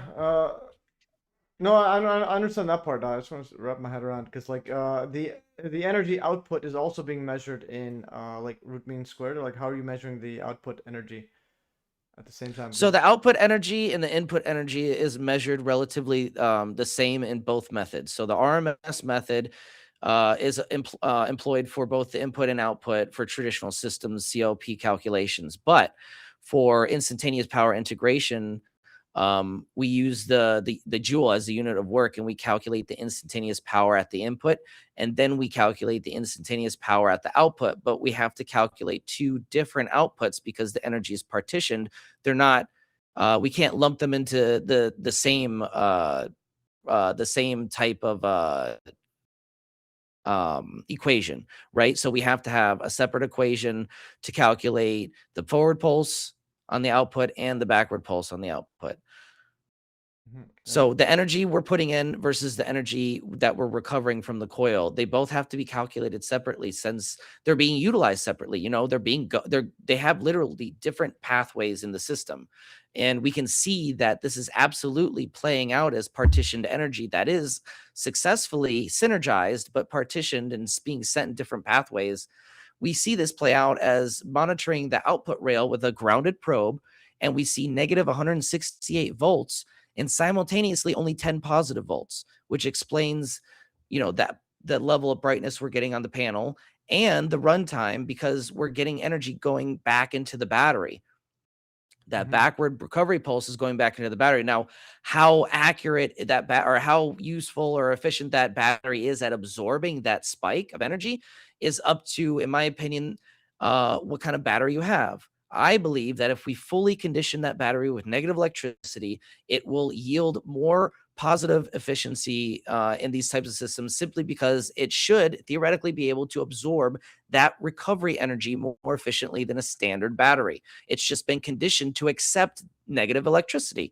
So, I mean, it's really not a hard concept to grasp when you think, when you know, like, the negative energy is going back into the battery, and Bedini motors are conditioned to accept that negative energy better than standard batteries. So, you know, it's not really a leap to say or to assume that that could yield more positive results in these types of systems. So that is what we're exploring as well, and it's something I don't think a lot of people have considered. You know, Daniel Nunez experiment with the Bedini SSG type circuits in his coil designs, but I've never heard anybody actually talk about utilizing a fully negatively conditioned battery as well. So I think, you know, these are all pieces of the puzzle.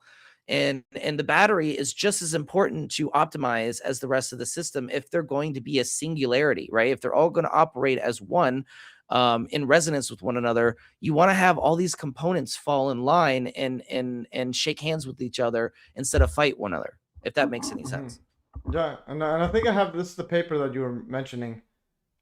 This guy, yes, the optimization of Vortex coil technology or something like that. Yeah, it's very interesting. Because he says he concludes that after testing the coil, it was discovered there had been no loss in voltage or current, and just a slight rise in output around 0.1, giving the impression of 100% efficiency. Despite this positive outcome, its expectations are not fully utilized.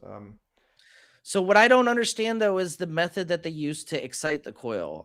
Maybe I don't understand it, or I need to reread it, or maybe it's not there, but I couldn't determine if they were using like a stereo amp to drive the coil or some kind of pulsed circuit, because that matters too. They're getting some really interesting results that we really can't see with our system, at least not with the methods that we've been using. So if we know more details on how they did that, I can kind of compare and contrast more more effectively. Okay. I'd really like to know. Maybe I'll contact the author of that paper. I was gonna also say, are you getting up? I'll read this thingy first.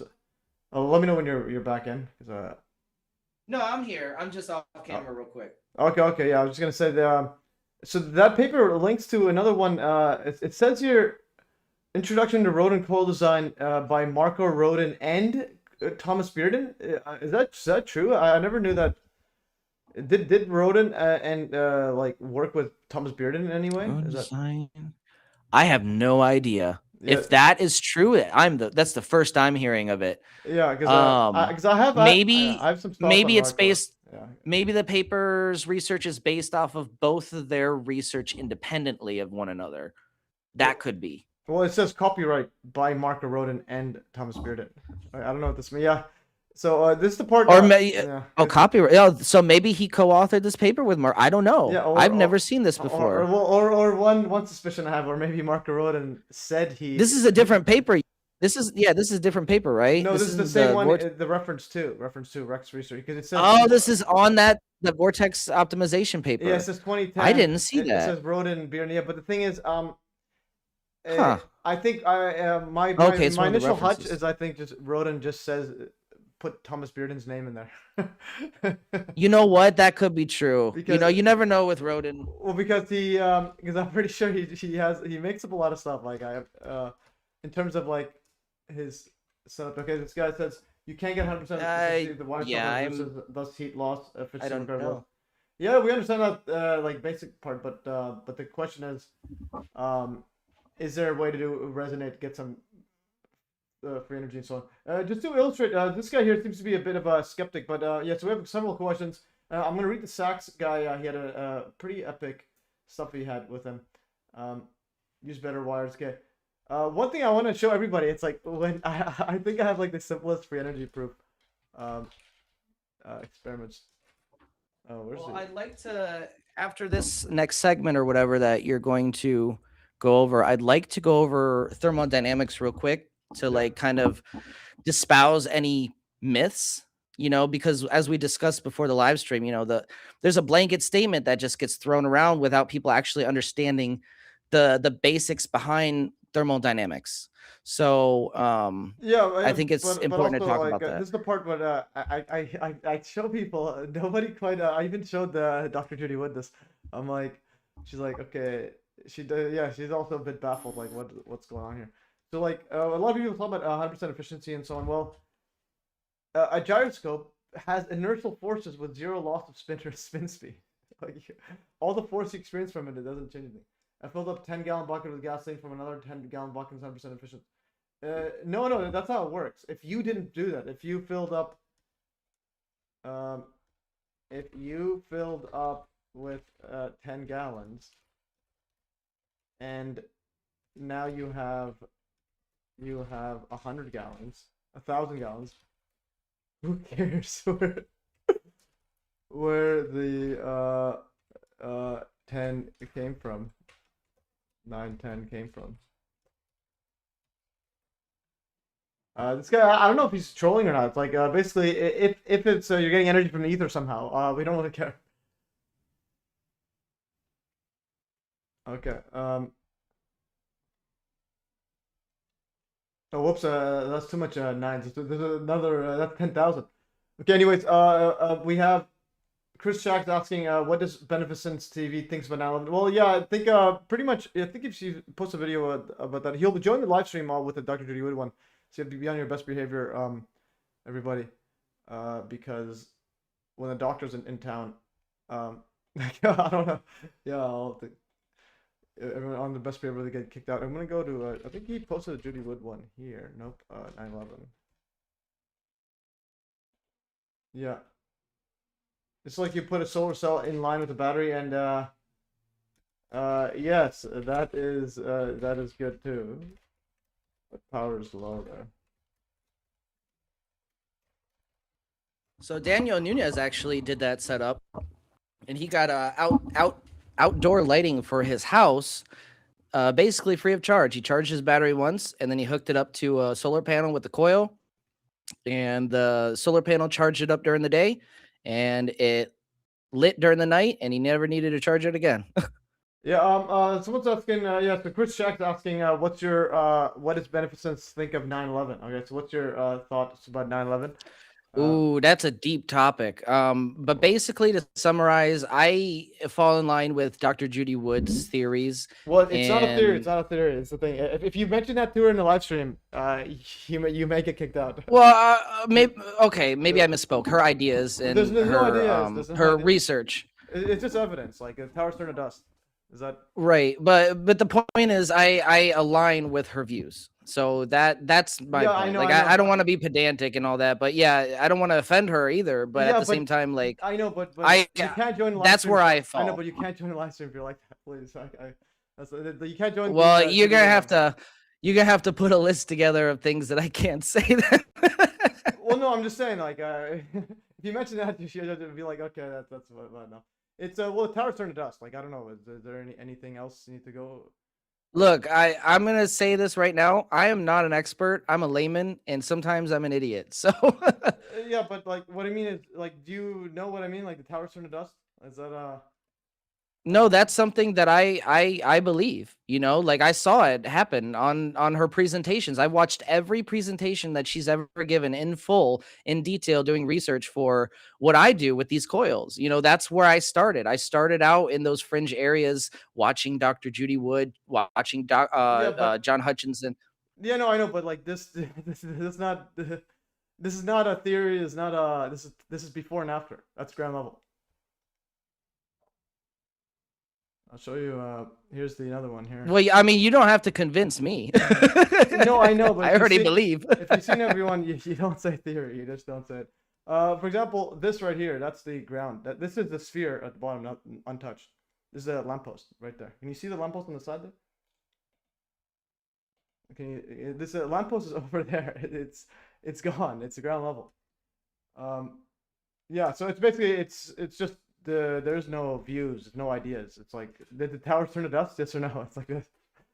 Well, I mean, the official narrative doesn't make sense, not from yeah, I know, a but logical standpoint and not from a scientific standpoint. yeah, I know, but your view doesn't make sense either. Saying that you've seen all of it, but you can't say that the towers turn to dust, like most of it, almost 90+%.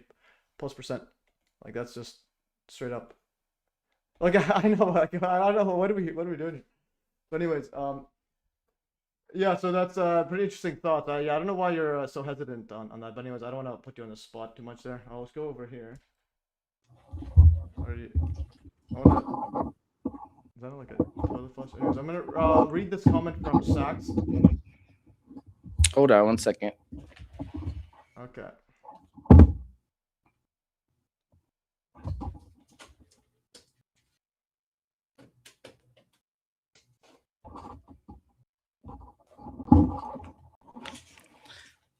My camera cut off for some reason. Can you hear me? Hmm. Let's see if it, oh, there we go. Yeah, I can hear you. I think it was my battery. So I plugged in my laptop. So okay, we're good. Yeah, I'm gonna read this Sax from Rumble because I asked them, can you recap this van situation? Something happened to his van years ago. He says okay, so he says back when I was an engineering tech, I was at a mast site in Kent, England. I finished with overhead work. I had 12 wire connection to complete in this small building inside the fence. It took 15 minutes plus 15 minutes post job timesheets and records. Having all done that, I was enjoying the beautiful view, coffee, and roll up. They switched on the test signal. They switched on a what do you mean okay, they said they felt like 10 men were banging on the sides and rocking my van from left to right. I was out of my seat as I leaned forwards to start the van. I selected reversed and floored out through the gates. All the dust was in the air and my hair was standing up. My van was only a year old and drove perfectly, but returning it pulled seriously to the left doing 65 miles. I pulled in the center lane and I released the steering wheel, the divided left immediely. I took my van to the mechanics. I told them what happened. The next day I went to get my van and they said take this van instead of get your stuff out of here. They had my van for ages and I was now having severe shivers, couldn't stop shaking. They saw I was ill. I sent home and I was deteriorated over the next 10 days or more. I had 2 months off and I could barely walk, severe colds and flu symptoms. All right. I'm trying to wrap my head around. So what happened to the van exactly? Like you're just. It sounds like for I don't know, I don't want to speak for this person, but it sounds like to me when they say 10 men, it felt like 10 men were banging on either side rocking the van. Sounds like that's like a very, very strong but low frequency. Summarize. I'm gonna use AI to summarize Sax. Summarize what Sax something is saying about his van. I believe he said he claims a let's say high let's say frequency energy weapon struck his van or something. Struck his van. I'm trying to get at the proper okay, there it is. All right, so we're gonna get That's what Grok. it sounds like. Yeah, okay. Okay, that's pretty wild. Do you have photos of it?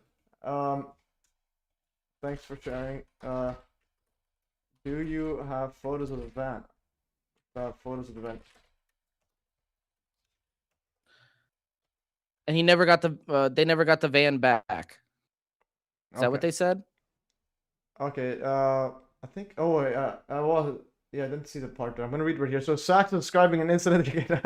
This is people say, "What do you use AI for?" I've done this with John Hutchison's. Like he emails me stuff, and I'm like, please decipher what John's talking about. So Sachs is describing an incident of at a radio, TV, cellular mast site in Kent, England, while he was working as an engineering technician.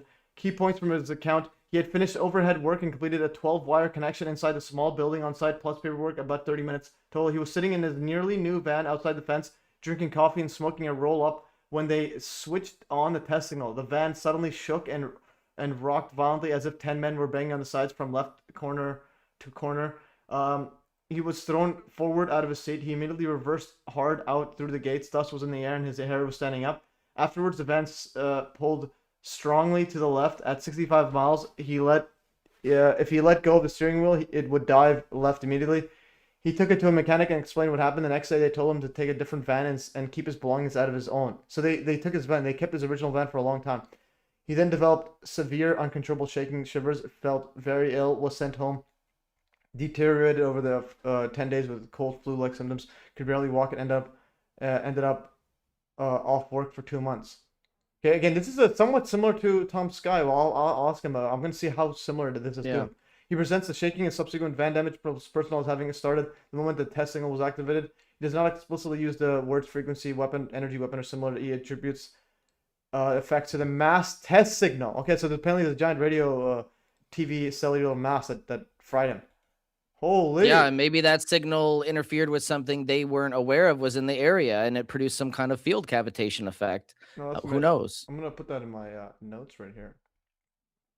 I mean, this is just me spitballing, but these things they seem like they could happen if field cavitation is a real phenomenon. Yeah, health and van effects from mast test signal. Holy, okay, that's pretty wild. Yeah, and if you have photos of Havana syndrome, he got caught in the particle accelerator like Sandman. All right. Yeah, so that's pretty wild. And then you want to talk about the other stuff. I'm gonna just close some stuff here. Yeah, and again, about the 9/11 stuff, the doctor is extremely you'll basically just haven't hear the word theory ever. You have to read the book. Actually, the books are right. I buy one every year, at least one every year. And I hand them off to people. But yeah. So she, that's why I'm like her policeman, but also, your policeman too, just to make sure everyone's on the same page. But anyways, yeah, I want to show this. You wanted to explain your open system and closed system, because the guy in the chat, I don't know what he's just talking some weird stuff. He's saying that a wind power that could be over Unity and so on. Well, COP, coefficient of performance, as the Thomas Bearden was saying, yeah. But absolutely, it depends on we'll talk about this in a second, but it depends on what you define as your boundary. What is your system? So I think that's important to talk about, because like people just throw out the blanket statement as if it's encoded in the laws of science that these free energy devices, they all violate the laws of thermodynamics, and you can't say that without knowing exactly where your boundary is drawn and what you define as the system in the first place. And without knowing the difference between closed and open systems, you're never going to understand those boundaries accurately. Yeah, and this is the thing, I will show this to people, because to this day I cannot state anything but that this is the simplest demonstration of free energy. Like I showed you this one before. Like, did you remember this one? If you spin a gyro, the gyroscope, yeah. If you torque it, right, it doesn't lose any additional spin speed. And I think these little I hesitate to call them anomalies. Maybe they're like little overlooked areas of science. I think there are a lot of them, like just areas that people overlook. Like you can say the same thing about synthetic AC, like just lumping for years two different types of waveforms into one, alternating current category and obfuscating the difference between the two. Like just little things I think have been misunderstood or brushed aside as irrelevant like this. We need to stack them up and use them as evidence. But also, like, like apparently the half-life of a proton is like beyond the age of universe or something. Like it's assumed to have an half-life, but it could just be right. It could just be a free energy, like a proton, just a free energy device. It doesn't. It'll never slow. But yeah, like Lieutenant Colonel Tom Bearden often would say, electrons have been spinning for billions of years, and there's no evidence to suggest that they're slowing down anytime soon. Like that's energy. It's being sustained by something, right? Yeah. Like if we can mimic that, then it's not a free energy device. We're just tapping into an energy source that was otherwise not visible on our spectrum. Yeah, for sure. Again, for me, I'm in this from 9/11, because 9/11, it's like that is as free energy proof as anybody needs. And then what I want to show is, okay, the Sack says no photos. When I go back to my work, I got my van from the same guy. He said the van was stripped down, put on a jig to get the twist out. What on earth did you hit? Look like a 100 mile an hour impact. Okay, so he said some more stuff. That's pretty. Yeah. So now this one. I have some STEM ones. Okay, so this guy was asking before, but I'm gonna open up Drew's setup here. He sent some stuff. I just haven't had the time to go over it all. This is a video, Unity 1 gyro. And I think I'm gonna go over to, where did it go? Here. Let's see what this video or something pops up. Okay, I'm gonna pop this out. Unity 1 gyro. Where did it go? This one. What file is this? What is this file? How do you open this one? I'm gonna say, how do you open the file? I'm gonna message him. How do I open the file? Yo, Drew, how do I open the file there? How do I open this? Is there a way to open this in my browser? Huh. Anyways, yeah, it was sending some stuff there. Yeah, maybe some kind of 3D model asset file. Yeah, it is. This is a video beforehand. Yeah, so that's the thing. Like I'm an experiment guy. I need to get a 3D model for Autodesk. You said Autodesk, okay. Yeah. Felt like a digger or mechanical grabber. Well, I think it's important to have a visual to something, kind of like a complicated system you're trying to analyze, for example. Okay, I'm gonna drawing it out and stuff. Paste this into here. Yeah, so he sent some more stuff. Okay, it's a 3D model. Okay, yeah, so I got that. No, first, when I got back to my he says when I got back to my work, I got my van from the same guy. He said the van was stripped down, put on a jig to get the twist out. What on earth did you hit? Looked like a 100 mile an hour impact. It felt like a digger or a mechanical grabber had my passenger side and was shaking it all in a dust in the air. It felt like going over raised speed bumps until I started the engine. Interesting. All right, this is wild stuff. That sounds terrifying. Okay, so Drew's saying it's gyroscope EM induction field reactor. All right, so that's set up there. But the thing is, okay, so like the thing is, like, how do we get this in? Oh, that was a 3D model of this video. Okay, that was the video. Okay, so it makes sense now. So this is how it is, and he's saying it's a gyroscope EM induction field reactor. But yes, let me know when you created a nuclear bomb. All right. So, anyways, how are you doing for time? It's almost at 2-hour mark. Let me know what else do you want to discuss. I have some stuff. I want to bring up this part here because I ran the AI. First of all, I ran the AI, find accurate, inaccurate. This is what I always say about any person I'm not aware of. I always say this. Find accurate, inaccurate, and possible deceptive claims by Jamdini. But they said he's pretty much capable circuit designer whose pulse designs practical if limited value for certain battery recovery. Core physics is conventional, but he says no large-scale commercial free energy product emerged from the work. Is this part? Do you have any thoughts about this? Because it's how come none of this gained much ground? It's always just Wait, no. say that again. No large-scale commercial free energy product emerged from the work of Bedini, consistent with the absence of verified net energy gain. For technical evaluation, prioritize full energy audits. Well, I think that boils down to two things. I think it boils down to most people who start out from a very skeptical point of view of debunking the system, they often don't build it exactly like Bedini described because they just don't understand the science that he was trying to convey to us. They don't understand it. They don't believe in it. And I think a lot of it is also to do with the fact that those who do build it correctly don't condition the battery properly, or even if we're measuring the efficiency of a properly conditioned battery, we're not gonna be able to gauge the efficiency correctly with our standard meters. Bedini even said you're not going to pick up this extra energy with a standard meter, but I believe using something like a joule scope, you might be able to capture it. Um, but Yeah. again, you're going into this as a standard engineer trying to debunk it. You're going to use RMS values and traditional grounded scopes and your traditional methods for trying to gauge the efficiency, and it's just not going to work. No, I understand that part, but the key part is product. Like, is there any it's like how So do we get something that regardless I of, like, guess that yeah, because like that when leads we, to yeah. leads to the answer to that question, because there could be large industrial scale products. We have a huge Bedini motor that was built by a gentleman who just disappeared, but supposedly it produced so much over unity that the system got cold and had an endothermic reaction to the system, which is exactly what we see. These systems run very cold. Ambient temperature, they don't rise above ambient, whereas a traditional coil will get really hot. They require fans. They're very wasteful in that sense. But the reason is because these verifications, they simply failed. And once a verification fails, you assume, oh, there's no real practical application to expand this and scale it larger.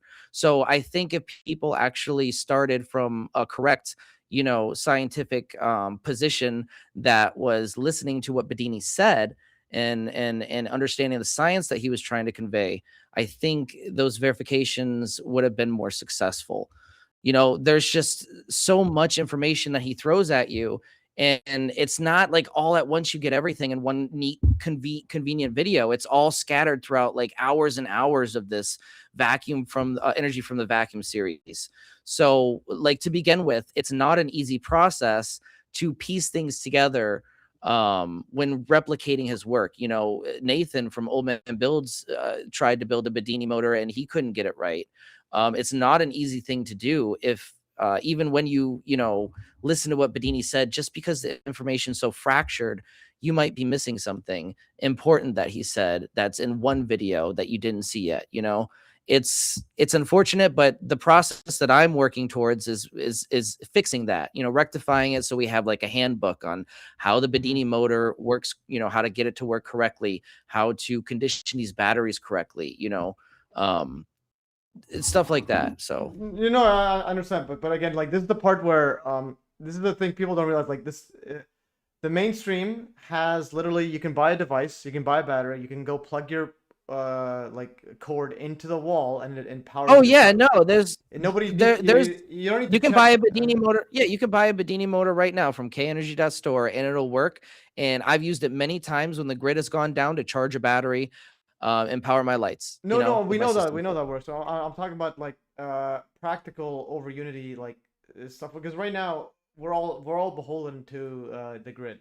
It's like, right. Well, I mean, that's what I'm trying to if say. you listen, After how many years, yeah. if you believe that gentleman's story, I forget what his name was, but he built a giant Bedini motor. He built a giant one, and supposedly he got like a lot of over unity, and that is a large scale industrial application. If that story is true, No, I know, right? but these are stories. I know. What I'm trying to say is like this is why it to make like noticeable change in the mainstream reality. It's like it needs to be something that anyone can go and get, and it can replace, or even just power, even just charge your. That's the problem. Well, that's the problem with the hard part. Bedini motor. It's not like the way you build it is not how you're taught to build standard circuits, right? So right off the bat, you're going against your instincts as an engineer building this thing. And it's a slow process to condition these batteries. People like instantaneous power. It's really like useful right now in this state as an emergency off the grid thing. But the system that we're developing with the Vortex coil aims to try to fix that problem and make it simpler, make it like a simple do-it-yourself kit that you can throw together in an afternoon and get actual the same result. Because the more I'm seeing this, what's happening in the system, the more I believe that we are getting some kind of similar return spike that we see in the Bedini motor. And if that's true, then these batteries are or could be partially being conditioned while they're running on the lights. So if that's something that I also, it's something that's hard to work around, because like how do you prove something like that's happening, if it's happening? I took the battery off last night, and we had I couldn't do the thermal experiment I wanted to do because it was showing some really weird readings. At first I thought there was something wrong with my thermometer, but then I started thinking, like, what if this battery is undergoing a conditioning process while it's being running? And if there are plasmoids embedded in these plates, because that's not the battery that was conditioning, that's a normal battery. It shouldn't have any, negative conditioning in it. So, but I was seeing the temperature on the standard pulse recovery system, which usually gets to around 80 to 90 degrees. It gets really hot. It was actually getting a little colder as it was running. And that confused the hell out of me. And then I pointed the thermometer at my skin and it registered normal. So I'm like, well, it might not be a calibration issue with the thermometer. Maybe it's something to do with the actual system we're running. So these are all like variables that make it very difficult to get to the bottom of what's going on. But we can't just ignore the fact that that happened. I am going to recreate that experiment because that's an important experiment to document the thermal difference between a standard pulse recovery, which is really hot, and the Bedini, which runs really cold and does a better job. But that experiment I couldn't do last night because I was getting some really weird results, and the battery had been running on my system the whole live stream. So I'm wondering if that kind of affected the battery chemistry at all. It's a really complicated scenario. So I really can't say. But I do know that if we can have these plates analyzed in a conditioned battery, and they are conditioned with plasmoids, we will see evidence of that as crenulated iron microspheres, such as we see in the Thunderstrom generator and Bob Greenier's work analyzing it with a scanning electron microscope. Yeah, but Bob is a bit out there. Yeah, once he covered the stuff, Bob is he's a known liar. He's a liar. He's almost certainly a Freemason. He's also a liar. What I hate is being a liar. His father was a Freemason. I know that. Well, and pretty much him too. Yeah, I know his father and his grandpa built a Freemasonic lodge. But yeah, no, I used to follow him a little bit in my earlier research, but I haven't really, because to be honest, in my opinion, like if I'm doing research and trying to understand something, it doesn't really help me if somebody, puts out a bunch of word salad. Like I need something summarized to me. So like, talk to me like I'm in high school, and he just is so far out there with all his terminology. It is, but he also sent an email where he said he was an author. It makes it hard to understand its point, is what I'm saying. Well, but also he is a liar. Like he lies about the atomic clocks and so on. But the other one is the Well, you know what I say. Yeah. I'm not going to speak on Bob, but I do have a saying, and if something is more complicated than it needs to be, generally speaking, that's usually points to evidence of a scam of some sort. You know what I mean? Yeah, or a lie or a manipulation. Like, do you know who Andrea Rossi is or whatnot? Apparently he was. Yes. So there's rumors that it seems pretty credible that he was a scammer, Andrea Rossi. Interesting. I mean, they happen. They exist. I've come across them in my own research. Collaborating with different people. I've encountered. No, I know, but the person promoting him initially what's Bob Greener. Interesting. This is New Energy Times. This guy, have you seen the video I posted? This guy actually interviewed Martin Fleischmann. Like, Martin Fleischmann, Memorial Yes, Project. yes. But I know Bob's had a couple of people on who I know are con men. So well, yeah. They have Ashton Forbes and Jimmy Reese. Those are the biggest cartoon character. Oh, Ashton Forbes 100% is a con man. Yeah, and they're good friends, and they actually I think I've showed you this before. I showed my live stream, but where's the Telegram? Just disappeared. So if I go That here, dude even dresses like a trust fund baby. Like but you he- couldn't be yeah. more mainstream if you tried. yeah, but the thing is, he also lies about me. He literally tweets to his Because he's jealous. He's jealous. well, he knows that That's what happens. But I'll show you what It happens a lot. I think he blocked it. I mean, it's blast. I think he put me on full. But yeah, so he literally went on his on his thingy. So here's what a remember he has Look, Ashton Forbes doesn't have a unique idea Well, in his mind. no, but He got popular from a cartoon. viral video, and then he spent his entire YouTube career, or Yeah, whatever, social media career, trying to recreate that. But he has nothing. He doesn't have any original ideas. and those were just cartoons. But anyway, so those are cartoons. But look, he has 300,000 followers on X, right? But look what he says. He says the other fun part was he tweeted about me. He clipped my live stream. Like this is 101,000 views about clipping he clipped my live stream when I interviewed the guy that made the videos. So this guy is some Australian like he was drunk during my live stream, but he 100% he made the videos. He made these. Listen, videos. and anybody, and I'm gonna tell everybody this over and over again until he gets blacklisted, because it's unacceptable to what's the word I'm looking for? Expose somebody's real name when they're hiding behind an alias. Like I have an alias for a reason, for security measures. And I reached out to him because I was originally a fan of his work. I didn't know he was a con man at the time. That's what makes them con men. They're confident in their lies. Yeah. So I reached out to him, and I unintentionally used my real name, my first name. And I didn't mean to. It was just I wasn't used to, doing that sort, having protocols set in place at that point. And, he immediately exposed me on his Discord channel and told everybody my real name because he was upset that I had the audacity to disagree with one of his ideas. And I was doing it in a respectful way. I wasn't like being a dick or anything. I was, because he said QAnon doesn't exist. And I was like, yes, it does. What are you talking about? And then he said he was going to have on the I forget his name, but he was considered the QAnon shaman at the time. Oh yeah, that guy.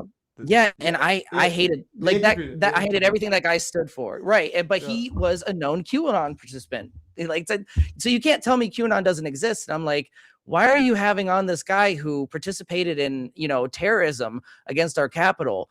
And he got really offended. And he's like, don't talk to, insert real name here. He's crazy. He doesn't know what he's talking about. And I'm like, what kind of low, pathetic piece of shit exposes somebody just because they don't agree with what you have to say? That's some authoritarian, like grandiose narcissism right there. Yeah, it is. But also, look what he clipped my live stream out. You can hear myself talking. So, anyways, he clipped it out. But look what he says here. He says the other fun part was the guy platforming him is Math Easy Solutions, and 9/11 conspiracy nut job who went dark after Joe Lancarosa was exposed. Yeah, so that's just all projection. He is the nut job who believes in the Malaysian flight video. I mean, we've already established that's using assets, whether it actually happened or not, or it's a recreation of something that actually happened. That's a possibility, but we know for a fact that video used standard assets that have been available for years. Yeah, I know they're super fake, but I'm saying this guy made it. Like, you could take my word, he made it. But no, I'm just saying, like, that's all projection. He is the fraud. No, and I'm people saying like him like guy, to project not their insecurities on other people. No, I know. I'm saying the guy I interviewed, Joe Lancaster, made the videos. This guy here. Oh, you're saying Joe he claims to make the video, the Malaysian flight video. He did make. I have it on my show a couple times. He's supposed to. But you're saying the Malaysian flight video. Yeah, he made them in 2014. Wow. For for friends So or like whatever. He's an actual. you have an interview. You have an interview with him. Send me the link. Yeah, I've 2 interviews, but the guy was drunk when he was in the interview. The guy's like literally, but he made them. Like I'm. Well, I mean, I'm Ashton made his whole Yeah. name off of this Malaysian flight conspiracy theory, and then Yeah. someone comes around and debunks it. If he was a real scientist with, like ethics, he would have been like, "Oh, maybe I need to relook or rethink about this. Maybe I was wrong. I do it all the time. I'm wrong all the time." But that's how we go and get corrected onto the right path. But it's very suspicious when somebody is presented with evidence that counters their theory, and they're immediately met with, you're met with anger or logical fallacies like straw men instead of actually engaging in the substance. That's, that's debate 101. Come on. No, I know, but I want to emphasize again. Again, he also says I went dark. Look, I'm right here publicly calling him a clown. And look, I even replied to him here. I said, thanks He's for clutching at straws now. And I said, thanks for the shout out and blocking me. I even tagged Kim Kardashian and I have a clip of him. This one's pretty funny. Find the person who made the videos or shut the fuck up. Wait. He goes on a rant. I put it on. This is on the back. Find the person who made the video. Like the actual assets of the plane is just the 3D model asset. It's the exact same setup. They all follow exactly the same setup. And if you also analyze in the physics of it, the plane is going slower than the stall speed. It would stall in the air based on the speeds that the coordinates that it was given. Wow. So everything about it is just fake. It's just fake or fake. And interesting. Yeah, the entire thing is just utterly fake. I find it interesting. He's still on this Malaysian flight conspiracy and hasn't really expanded outside of it yet. Well, and Bob Greener was on it too. Like you watch the Bob Greener saying that this has plasmoids and oh my goodness, man. Anyways, but all the photos, these are all photos from Japan. Like there's you can see Mount Fuji in them, and you could use 3D software that automatically triangulates them to match exactly how the photos would look like in the actual setup there. But and does he explain like how he was he in the military? Is that how he knew like how the interface would look and all that stuff? No, what do you mean? No, this is debunking. I don't know what you're trying to say. There's no all the interface are fake. You said Joe created the video. Yeah. But it isn't. It looks accurate in terms of how something like that would look. No, they don't look like that. They don't actually look like that. This is literally. So they don't actually look. Okay, because I heard somebody talk about how it looked realistic in that sense, where the user interface. It looks realistic to a person who's never seen an actual photo. Okay, video. So that's actually inaccurate to say that it looks accurate. No, it's not accurate in any way. It's literally, and the other thing is this here, 10x speed. The background are photos someone took on a plane. Right, I'm not talking about the background. I'm talking about like all the readings and stuff you see on the side. Those were just following the cursor of the actual like his actual mouse cursor. It's not an actual... Oh, so that was built into his software he was using. No. He did that. I think he made it based on this was after the MH370. He made that based on that missing one, but as if it was a UFO. Do you get what I'm saying? He made it using MH370 as a thingy, but the coordinates, I think he may or may not somehow he just put it. I'll have to ask him again because he's supposed to join a live stream eventually. But I want to show. I might be confused. Are you saying he made the original video or he recreated it? He made the videos. Okay, the guy Joe that came out like when what was the year that it came out? 2014. Joe Lancaster. 2014. Yeah. Okay. No, I'll have to watch your videos because I don't have enough context to. So this guy, like you see, I'm asking all these questions that are probably answered in the interview. I have a playlist. I have a whole debunking setup too. Like it's not just like they're using, they're using actual photos from movies and so like actual animations from movies. The actual stuff is they actually cut out the actual plane and then move it because he made a mistake in the rendering, and he didn't want to re-edit everything. So then so this one I made it one, but Bob Greener analyzing, and then versus me analyzing. But here. This is my video. You can hear me talking. Same plane. This is like from a few frames later. I'll show you at this one here. Can you see the background? It's all blurred. Oh, see how? Yes. But see around it. But watch around it. It's a cutout. They copied out this portion and then made it bigger, but not necessarily made it bigger. It looks like actually they went backwards because the quality here. So if we go back to this one right here, so back 45 scaled up, so it's sharp. You see the second. Let's go back here. So he didn't base the flying orbs off of any kind of science. He just thought it looked cool, and then Bob Greenyer came along and tried to fit it into a peg into a square hole or something. Yeah. Bob Greenyer says he sees this in the lab. Like, well, show me a video. Like, show me something. Yeah, no, because he talks about how it's the same process, and I'm like thinking to myself, like, I don't see the connection yet. Yeah, so, but listen what he says here. Into time and to fulfill a narrative to maybe discredit the work of the Martin Fleischmann Memorial Project, discredit some thermal imaging correctly representing and the non-radiating boundary and everything is beyond imagining. And unless there's some sort of Mandela effect where these things are being projected back into time and to fulfill a narrative to maybe discredit the work of the Martin Fleischmann Memorial Project, discredit the work of the Martin Fleischmann Memorial Project, discredit the work of the Martin Fleischmann. I put the reverb there. Why would he say that? And I thought you were gonna turn it into a song. Auto tune. Yeah, but it's just I get. But and another thing in a private email, well, it's not private. It was a public email he sent. So I have a article I made on my site just for the doctor and others to get up to speed. This one, he also he said that he was an author of. So he emailed saying he was an author of a paper on Nature, and he said, and then he said I'm a co-author of a peer-reviewed Nature article, scientific paper, and he said it's like one of the most cited ever. But if you go to it, there's no mention of Greener anywhere in here, and it's not even a paper; it's an article. There's no Greener. Okay. This is again what I mean by he's a liar. He's a charlatan, and he fluffed up his credentials, is what you're saying. Yeah, and if you copy and paste the actual paper that's referenced, this is about a Google funded project. Yeah, you paste it in here, right? Revisiting the cold fusion and he's not a co-author. He's nowhere to be found. What is going on? What I don't get is Bob Greenyer has a background in audio video production, right? Yeah. He has a background in audio video production. He owned an audio video production company, I believe. And he, out of anybody, should be able to see that evidence that we were presented about the video and say, hey, this might not be what we think it is. It might be fake.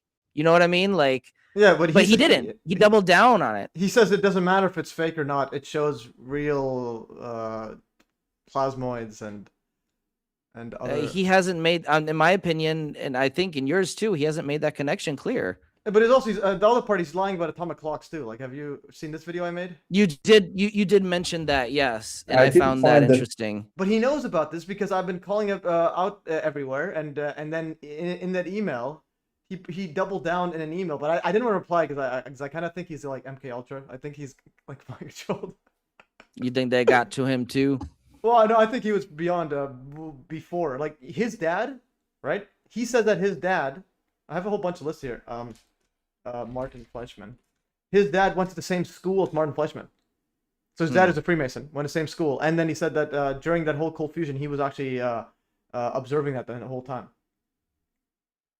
Okay, yeah, so, but it's interesting, he also says his dad programmed him as a kid. I'm like, what the? So you can see right here, it's a Freemason clip here.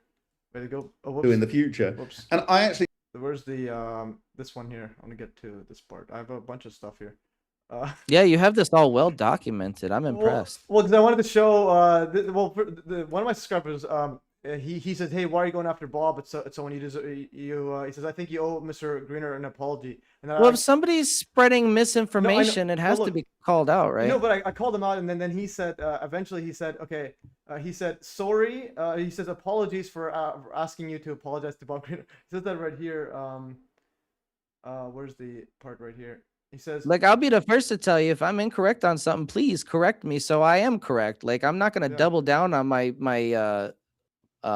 incorrect view just because I don't want to look bad. Mm-hmm. Yeah, that's just ridiculous to me. Like, I'm interested in progress, not petty ego squabbles. yeah, for sure. I just want to get to the point that I not screenshot it properly. It's the part where he apologizes for apologizing. Okay, I think I gotta find that. Yeah. He says. Okay, somewhere there. I'll find the link here. I do want to find it just because it's good for documenting. Because one of the subscribers he got mad. Drew says not Bob. No, Bob is a huge scammer. Yeah. Okay, Drew just says not Bob. Obviously he's a scammer. He also he lies about his writing an article. Let's go Martin. No, Bob. Why can't I just find? I hate YouTube or like right here, just the thingy. Okay, I will find this. Apologies. He said it's somewhere here. I don't know where it went. Okay, it might be somewhere in here. Apologies. Yeah, it says right here. It says, I want to express my sincerest apologies for the initial comment. Yeah, after he's asking me to apologize to Greener, he apologized. He's done interviews. And things he's interviewed the Astro Forbes guys. Buzzword Bobby's Bowl of Baba. Yeah. Who made that image? That's hilarious. I made the image, but I initially just said Bob Greener's word salad, but the Andrew Johnson actually gave this part here, gave the title at the bottom. So I made that's pretty good. You forgot radiating boundary.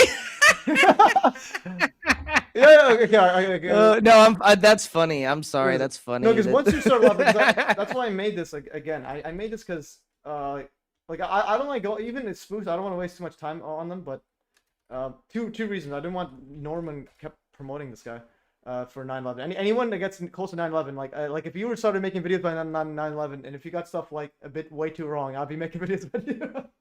But anyways, right? No, but I'm to be honest, like I go into it as a student first and then a teacher. So I don't really try to teach people unless I have a good grasp of the subject. So a lot of times when I'm on live stream, I'm learning things just as much as I'm teaching them. So yeah, like I emphasize if I get something wrong, please correct me. I'm not going to take it personally. Yeah, and then Rotary Matrix says he was laughing when you mentioned radiating boundaries in my kitchen or something. One back in 2014. Yeah, after we're finished here, I do want to go and just touch real quick on the thermodynamics because that is important, and I keep forgetting to. Okay, we'll go to that, and then I want to show him talking about radiating boundary. And so he says this little blob is this. It looks like this. Okay, that is the bit that changes epsilon 0. Okay, changes epsilon 0. Permittivity. Or yeah, so like, unless you're a physicist, what the fuck does that mean? You know, like, what does that mean? And it's pulling it in here. It's correctly facing forward as it is at the moment. And so what you would want to do is you would want to bring these in. Okay, anyways, okay, I'll close some stuff. So I have another playlist as well. Bob Greener says the darnest things. You've seen the other one where Okay. Oh, that's funny. What I'm trying to say is I have unlimited material. Just go to any 3-hour live stream interview he has. Every minute is like mind-boggling. Like. But there's a reason why I stopped watching his videos because I never learned anything. He never really explained it in a way that I could understand. At least maybe somebody like has some level of understanding from what he's saying, but I don't. So I never got anything from it. Yeah, because I saw, and he also saw the comment where he says that if Hitler won, we would have UFOs. Like the most information I got from Bob was understanding how plasmoids leave evidence behind, and when he was analyzing the microspheres. But in terms of the context of what he was saying and all that, I can't speak for if that's accurate or not. And, well, and also if the images he's showing is from a real sample, like he's just making up some stuff, like from that. I hadn't considered that. I try to assume the best of people, but to be honest, there are people with nefarious intentions who will do something like that. Yeah, so I think if you want to see, this is one where he's talking about micro ball lightning when you do the yoga pose. Like, you talked about word salads, right? Have you seen this one or no? Yeah. Have you seen this clip? I didn't. I haven't. No, play it. Okay, we'll play this one clip and then we'll go back to your setup because this was the first time a subscriber sent me. He's like, "Hey, what in the world is Bob talking about?" This was 2 years ago. That's why, and I put it now. He's like, "What in the world is going on here?" I'm like, "Okay, let's play it here." The simplest way to understand what an exotic vacuum object is because have you ever experienced where you've gone across a nylon floor or you're wearing certain clothes, it's dry, and then you have a spark coming out of your finger and you go, "Oh, someone's got shot." Or you do it on a doorknob or some grounded object. Yeah. What's happening there is you have all charge on your body, and there's something that's flowing out of your body. And this forms the toroidal structure, and it produces a microball lightning coming out of your finger. But the flux is always coming out of your finger. And you can see this in Curlian photography. So you put your hand down on a radiographic plate, and you get your body charged, and you see these things coming out of the points. Why? Because you get a space charge increase at a point, and the points on your body that are most pointy for most people are your fingers, right? Now, when you have this coming out of your body and you go into this position, I mean specifically this position, right? When you are meditating, you have these structures coming out producing an ether vortex, and you have these structures coming out producing an anti-ether vortex. That produces the magnetic loop here, or the toroidal moment through the center. And that is able to interact with the dark matter that is flowing into the earth, which is a model of gravity. Okay, what just happened? Anyways, I didn't. Did you? I mean, did you bits grasp and that? pieces make bits and pieces. Yeah, you have a toroidal I structure. understand. You have ball lightning. You said dark matter, gravity within like 3, and then yeah. So But when he starts talking about toroidal structures, like I feel like there's context there that he's just brushing over. Yeah, but also if you want to see the beforehand, he was talking about ancient Egypt's pyramids. It's got another toroidal structure where you have the golden ratio. Anyways, it's like a random. It's like imagine you ask AI a question, but it says, "But give me the answer with random words thrown, random technical words splattered all around, and don't worry about the order or accuracy." Yeah, so Well, the way I see it is take a subject and make it sound the most impressing and complex instead of simplifying it. Like it's the opposite of what I would do. I try to simplify it so like a kid could understand. But this sounds like he's doing the opposite, where he's using big words to make it sound more complicated and make it seem more impressive. I don't know. Yeah. You know, that's what narcissists do. They make, you know, themselves grandiose. He is, and then again, he was also I think I mentioned before, but he was kicked out of John's lab by his wife Nancy. So really, Bob Grenier was kicked out. Yeah, he was gonna write a Why? book. Well, there's two sides to it. They're both a bit tough to deal with, but you can see Nancy brings it up in the live stream. But again, I know too much. I don't want to say stuff. So like, if I ever call anybody a spook, you better believe. You don't even need to like. Here, Nancy discusses kicking Bob out at the 2:34:40 mark. This is public. The only reason I'm showing Don't say that around when Nancy's around, because I'll slap you up in the mouth and kick you the fuck out. I will. You know. No. Ask Bob Grenier. She's gonna slap Bob. No, she was saying, she was talking smack to me because I said, hey, just as a half joking, John, we could do make an anti-gravity experiment in your lab. And she's like, no, you don't do that. So anyways, you gotta be very, very careful with elderly women. Again, that's what I said. If you join the live stream with Dr. D Wood, you better read up on your book. Otherwise, I might have to just mute you on the thing. But this is Nancy. We're good now. I was able to calm her down. But she mentions Bob Grenier. Listen. Grenier. Bob Grenier. No. Ask Bob Grenier. Bob Grenier tried to take John's papers. You know, he came in was saying he's going to copy them, and all of a sudden they're gone, and he's I'm going to give you $5,000 for them, and I'm like, no, and we're ready to call the cops, literally. Wow. Because but the other that's side, inexcusable. No, that's inexcusable. Yeah, but I got from the other side from because Bob went with Yin Gazda.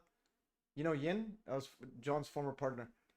Okay. She's the one that videotaped and like a lot of the footage that you see of Thomas Bearden, like in documentaries, she's the one filming and interviewing, but she doesn't want to be in camera. It's like Yin Gazda's the one who filmed Thomas Bearden. Like she had Thomas Bearden at her house, and I think she went to his house as well, or him to her house and interviewed him. Like at, anyway. So he gave me the other side of the story. So they're a bit, but I'm just saying, it's a bit next level. Well, I mean, if that's true, like it's not like a situation where she just filmed it on accident, you know, and they didn't realize it. What do you mean? What no film? No, which one are you talking They about? actually took John's papers. Well, and apparently he was paying $5,000, and then he was gonna. It was all part of the plan. He was just gonna go and scan it. But I think. Oh, so it was a miscommunication, maybe. It could be miscommunication, but yeah. But I don't know though. Just because the reason I'm saying could, just because Bob's a bit out there, Nancy's a bit out there, so it's like. I know these guys. Their personalities get really quirky, and some of them are hard to work with. So I don't want to assume, but yeah, if that's true, that like I don't want to imagine a situation where somebody's trying to steal John's stuff. That's terrible. Yeah, for sure. And Society of High actually made a good point. It says Bob keeps jumping around using buzzwords, but the concepts aren't actually interconnected in an engineering sense. It's designed to confuse people, make them feel dumb if they ask for clarification. Yeah, for sure. But also, he was on my live stream. I'm not sure. Right, like he has all the answers. But no, I find it very fascinating because Bob has had on Ashton, who doesn't know his ass from his face.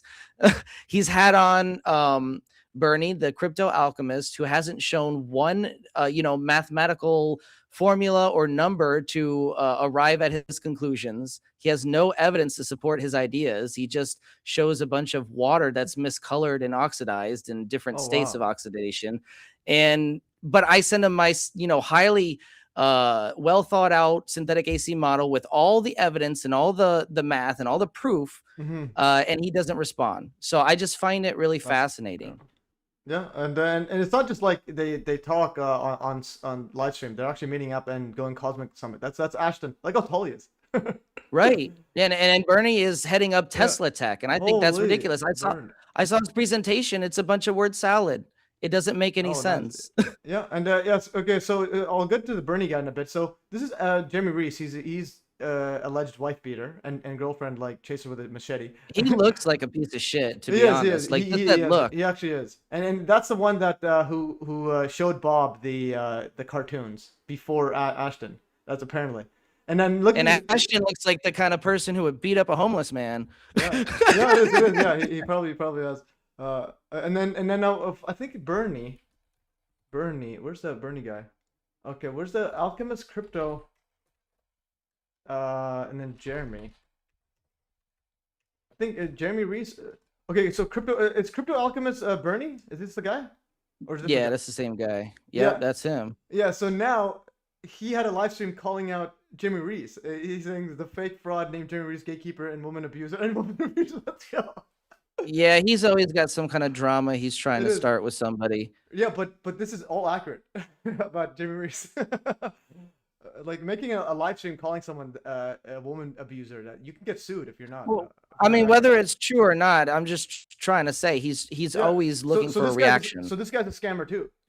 Okay, exactly. Oh yeah, I believe it. I believe he's some kind of narcissist. Yeah. If you look at the league in our past live streams, every time that I've tried to present something important and it's my turn to present, he'll always interrupt. He once interrupted in the middle of my presentation to advertise one of his custom-made Tesla coils, and I'm like, dude, that's so fucking rude. Like only a narcissist would do that. Just fucking calm down and wait your turn. Which streams was this?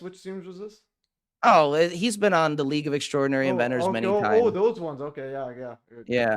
And in other streams too. But it's a pattern. It's not something that happened once. Yeah. And he's very condescending and he's very passive aggressive to me when I ask a question in a very respectful way. He's lied. I've caught him lying flat out. Like he said, oh, we can't recreate. He was in California. He's like, we can't recreate my cold fusion reactor because California regulations don't allow you to mix electrolysis with aluminum. And I'm like, what the fuck are you talking about? That's not a thing. Oh yeah, this is pretty wild. Especially now with AI, it's easier to make up stuff. Like you can just like, hey, AI, give me a storyline for a. You could give me a storyline for a grifter, a scammer, and then you'll copy. He's not creative enough for that. Yeah. That is pretty wild. But yeah, no, it is frustrating because you have to interact with these people sometimes, and some of them are malignant narcissists, and they are out to hurt people and make themselves look better in front of everybody. And it's just, how do you can't work with somebody like that? It's a toxic person. Yeah, for sure. I actually, so especially with Jeremy Reese, I actually called him alleged woman abuser when he was in the chat, and then he says, "Oh no, you're believing my wife. That's this is just lawfare against him." He thinks that the law is being used against him as if he's some sort of victim. I'm like, no, beating your wife isn't wrong. The law is wrong. We should be able to beat our wives to our heart's content. That's his. Yeah. What's interesting is he was in the military, and Ashton Forbes has a military clearance. They both like domestic. So I'm gonna go. Well, that's scary to think about because Ashton Forbes is an idiot. Yeah, so Ashton Forbes has He shouldn't have no kind of military clearance. He shouldn't even handling the car. He shouldn't even be handling the car wash. But I was over here, so here I was able to connect his account exactly with his name and where he lives, and confirm that he is currently in a domestic abuse / divorce custody battle for his children. So you can go state of Rhode Island versus Jimmy Reese. Again, this is Bristol County. That's him, misdemeanor domestic violence, and this Jimmy Reese, Rhode Island. Yeah, I grew up with domestic violence in my household, and I have a very cold place in my heart for people like that. Like I despise people like that. Because I grew up with in an abusive situation, where that was kind of taking place, and that affects people around you, that affects the victims, and it's not something that people get over easy if that happens to you. So I really feel bad for whoever his victim was, and I hope that she's doing well now without his piece of shit ass. Yeah, and it says right here, part of the thing, complaint for custody support, but also Jimmy Reese said affidavit as to military service, so it's like he was in military as well. And yeah, so it's pretty wild. Like punch the wall, punch a fucking, punch anything. Don't put your hands on somebody else. You know what I mean? Like, unless you're being attacked and you need to defend yourself, like there's no excuse for that. It is, and he was in the news. I think this is a recent thing, but in the news like 15 years ago, for chasing his girlfriend with a machete. Oh my god, that's something psychotic. That's absolutely psychotic. Yeah, that's okay. Anyway, that's Jimmy Reese for you. Like, and again, to illustrate that point again. So this is a guy that Crypto Alchemist is comfortable to do a live stream calling him a woman abuser in the title too, right? And then that's the same guy that Bob, you know what they say, when in Rome. Yeah, you know what I'm saying? That's the same guy Bob is hanging out with. Yeah, no, they're all suspicious to me. They all have massive issues. Like I have a personal grievance against Forbes, obviously, because of what he did to me, and that inexcusable behavior. But all these people are very suspicious. At the very least. Yeah, and but also about the cartoons. This is make it 10x speed, and if you track where all the images go, like the actual images with the each frame, nothing moves but the plane and like the trail. Like it's like the cloud just stays still. Like it's supposed to move throughout, but there's nothing moving. It's as if the beginning. Right. So, clouds aren't stagnant. They move. Yeah, you could be like this point here. A minute later, nothing changes. So it's like, what? How in the world have you ever seen that happen? And nothing's not even like a pixel. Not even a pixel's moving. Yeah, see, that's very telling right there, because clouds, no matter if they look like they're standing still, they're always moving. Yeah, and Ashton actually he actually retracted it. So Ashton. If I go right here quickly, Ashton, I think he retracted. He actually retracted and deleted his. They apologize.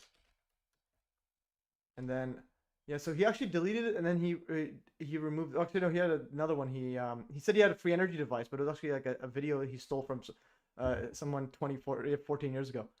He said he was gonna sell. He was selling a free energy device for like $50,000.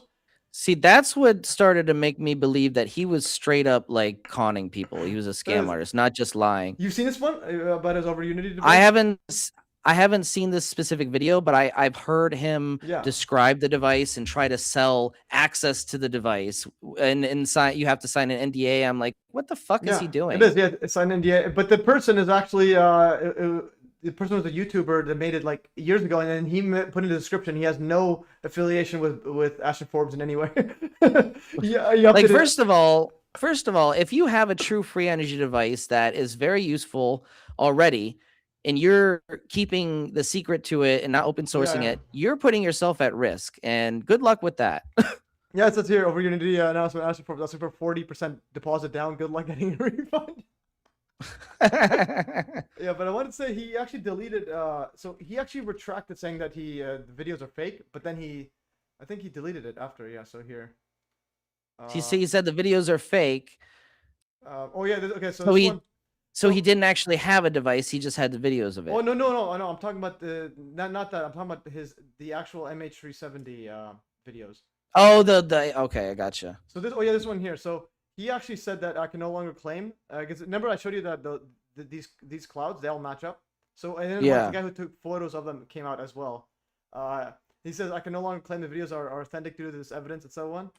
And then yeah, but he says because no one came out, he says we're not giving money. But anyways, he deleted that full post. I archived it because he deleted it. So he did retract on his opinion about the Malaysian flight video. But then he deleted it and then he went back. And he deleted it and he went back on it. So I have the archive. So you know why he probably did that is because all of his views are from the Malaysian flight content. Yeah. He created a persona around it and he can't recreate the viral lottery that he won.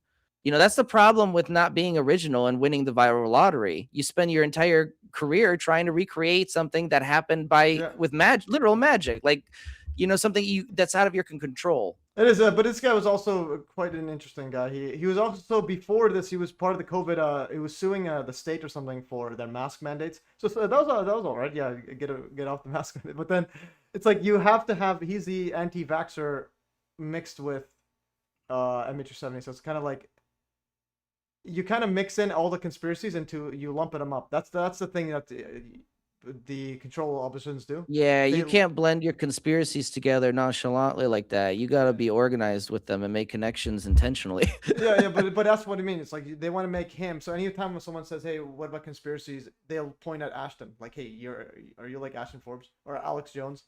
and all that. So, anyways, it's been like almost. It's almost 3 hours. We'll go over what did you want to end with. I think you wanted to talk about the open versus closed, or what did you? Yeah, it'll only take like a few minutes. I just wanted to emphasize what thermodynamics is first of all, because there's this common misconception in this area of fringe science that any free energy device is impossible because it violates the laws of thermodynamics. Well, that's not entirely true. As I'm doing my research and learning more, I'm learning more about different areas of physics and thermodynamics, the branch of physics that studies how heat, work, temperature, and energy move, and change in physical and chemical systems. We have to go back to the basics to understand why this is a misconception, to just flat out label all these devices as violating laws of thermodynamics. So, this is mainly because these laws include two different kinds of systems, and we only utilize one type of system in our electronics, and that's the closed system. And there's another type of system that is underutilized called an open system. And it's a system that's maintained by an external gradient of some sort, such as a slope in the environment that creates running water where water would otherwise be stagnant, right? So you add no water in this instance. You added no energy physically. You didn't input anything to the system. You just changed the geometry of the environment by producing a slope, and the water is moving and producing usable work as a result of that environmental gradient. So again, this is an analogy where we go back to geometry as being the key to understanding the mechanisms at play in these types of systems, the open systems. Now, going back to field cavitation, field cavitation theory is a theory that is caused from specific geometry, such as in the Vortex coil. Just as Malcolm Bendel's thunderstorm generator, or just as in his thunderstorm generator, how cavitation forms the structured plasma or plasmoids that tap into this vacuum energy and release usable work in various forms, such as light, sound, and electromagnetic radiation. Frequency is then used to manipulate those plasmoids. So we have two very similar systems in my work and Malcolm's work. And he's actually commented on the synthetic AC hypothesis we're working on in a very positive manner, suggesting that I could be onto something big. So if these theories pan out to be correct, we've successfully, demystified the rodent coil. Again, for years, the unique effects of this coil have been wrapped around the enigma of vortex math theory, just out of reach for engineers to apply. With this new model, we finally have a starting point, a bridge that attempts to close that gap between the esoteric teachings of VBM and the standard engineering practices we know and love. So in that light, we also include Tom Bearden's asymmetric regauging principles, along with Nikola Tesla's impulse ideas and John Bedini's pulse recovery systems. But the idea that we have two different kinds of systems is important, because how you define your system and its boundaries tells you where your inputs are coming from.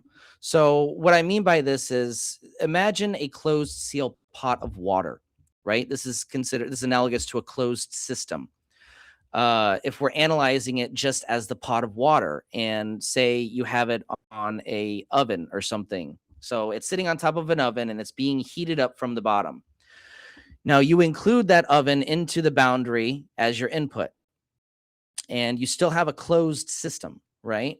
But if you imagine now that pot of water with that oven is actually inside a volcano. So now you draw the boundary for your system as including the surrounding environment, the heat that's being produced from it's an environmental gradient, a thermal gradient. So now you've included additional input that was otherwise not included in your system. So this is the difference when we say we're drawing, or this is the difference when we try to draw our boundaries between closed and open systems, right? We're simply defining the system in a different way. So to say that any free energy device automatically violates the laws of thermodynamics, well, that's not accurate to say until you actually define the boundaries of your system. Because there are systems that do get additional energy from the environment without your input. You can see this as a river or a spinning wind turbine. These are all using environmental gradients that you don't have to add anything that actually produce work. So these are open systems, and the way you calculate the efficiency of them are different. But contrary to what even I believed, there are no separate laws of thermodynamics for open and closed systems. Open systems still satisfy those laws of thermodynamics, the laws of entropy, the laws of energy converting and not being able to be created or destroyed. Those are still active. We're just accounting for additional inputs that otherwise wouldn't be accounted for that are in our environment. Mm-hmm. So, you can't just say all these devices violate the laws of thermodynamics until you define what exactly is the boundary of your system. What are you defining as the system? Because there are systems that achieve a COP greater than 1. Heat pumps, perfect example. They can get up to 500% COP, or COP of 5, 500% efficiency. It's not a secret that actually happens. But the difference is where you're defining that boundary and where your inputs are coming from. Mm-hmm. Yeah, I saw that part in this. I think it was from this one here, Energy from the Vacuum introduction, Thomas Bearden one. Yeah, so this is the Energy from the Vacuum series, the guy I was mentioning. Because I saw this one here. A lot of interesting stuff there. But how do heat pumps get a COP of over unity? So they're tapping into an environmental gradient, a thermal gradient in the environment. So they're grounded in the earth. Okay, then sometimes it's gonna be hotter, sometimes colder, and so on. Okay. I'm not exactly sure the mechanism of action for a thermal pump, but I do know that it taps into the environmental gradient in a way that allows it to produce a COP greater than 1. And it is worth exploring how that happens, but I just haven't gotten there in my research yet. There's so many things that I have to learn about. I can't speak to the accuracy of that. All I can tell you is that it's something that happens, and I am going to eventually look into stuff like that. But I just want to find this Bearden 911 because where's here it is. Yes, this is an email. Again, Thomas Bearden. He was actually asked about Dr. Judy Wood. If we go here, but then he goes on a tangent saying some Okay, why did it go like that? Okay, I'm gonna actually ask AI real quick because that's so like I have a pet peeve about unanswered questions. So real quick, it says heat pumps get a heat pumps get a coefficient of performance over 1 because they move existing heat instead of making it. Electricity runs through the compressor and fans to shift thermal energy from the outside air or ground into a home. Moving heat takes less power than creating it from scratch. So that's the basic idea. It's simplified. It's just tapping into the environment. Yeah, it is. Yeah, and the thing people don't realize, it's like we're assuming you can get energy from the ether or even just like a magnet. Let's say if you imagine you were able to get energy from it, even though a magnet can like stick on itself forever. Like imagine. Magnet is a perfect example. It's an often overlooked device because we think we know in mainstream science how magnets work, but in reality, we're just describing what's happening instead of explaining why. We don't really have an answer why two magnets attract to each other in between empty space. Like, lines of magnetic force, invisible lines of force, and the spin of the magnets don't really make sense of why they attract to each other over empty space. Yeah, and also, well, they call it pole. They have a pole, they have a charge. Well, you're just defining something, and then you're assuming that a pole connects to another pole. Right. But if you introduce the luminiferous aether as a medium that's being spun up by those magnets, go back to our pool of water analogy that you've shown. That actually is a mechanism that makes sense, that is actually at play in our reality, right? If the medium exists, this is a mechanism that could actually explain, why magnets attract over empty space. Yeah. They're spinning up an invisible medium that's creating a current between the two magnets, just like spinning cylinders in water. Yeah, for sure. And then here is the COP of the heat pump. I like images. Like here's an image. Goes in. There's the environment, heat, air, ground, water, and then you can have more depending on what's coming in. Yeah, so and that's what I was gonna say.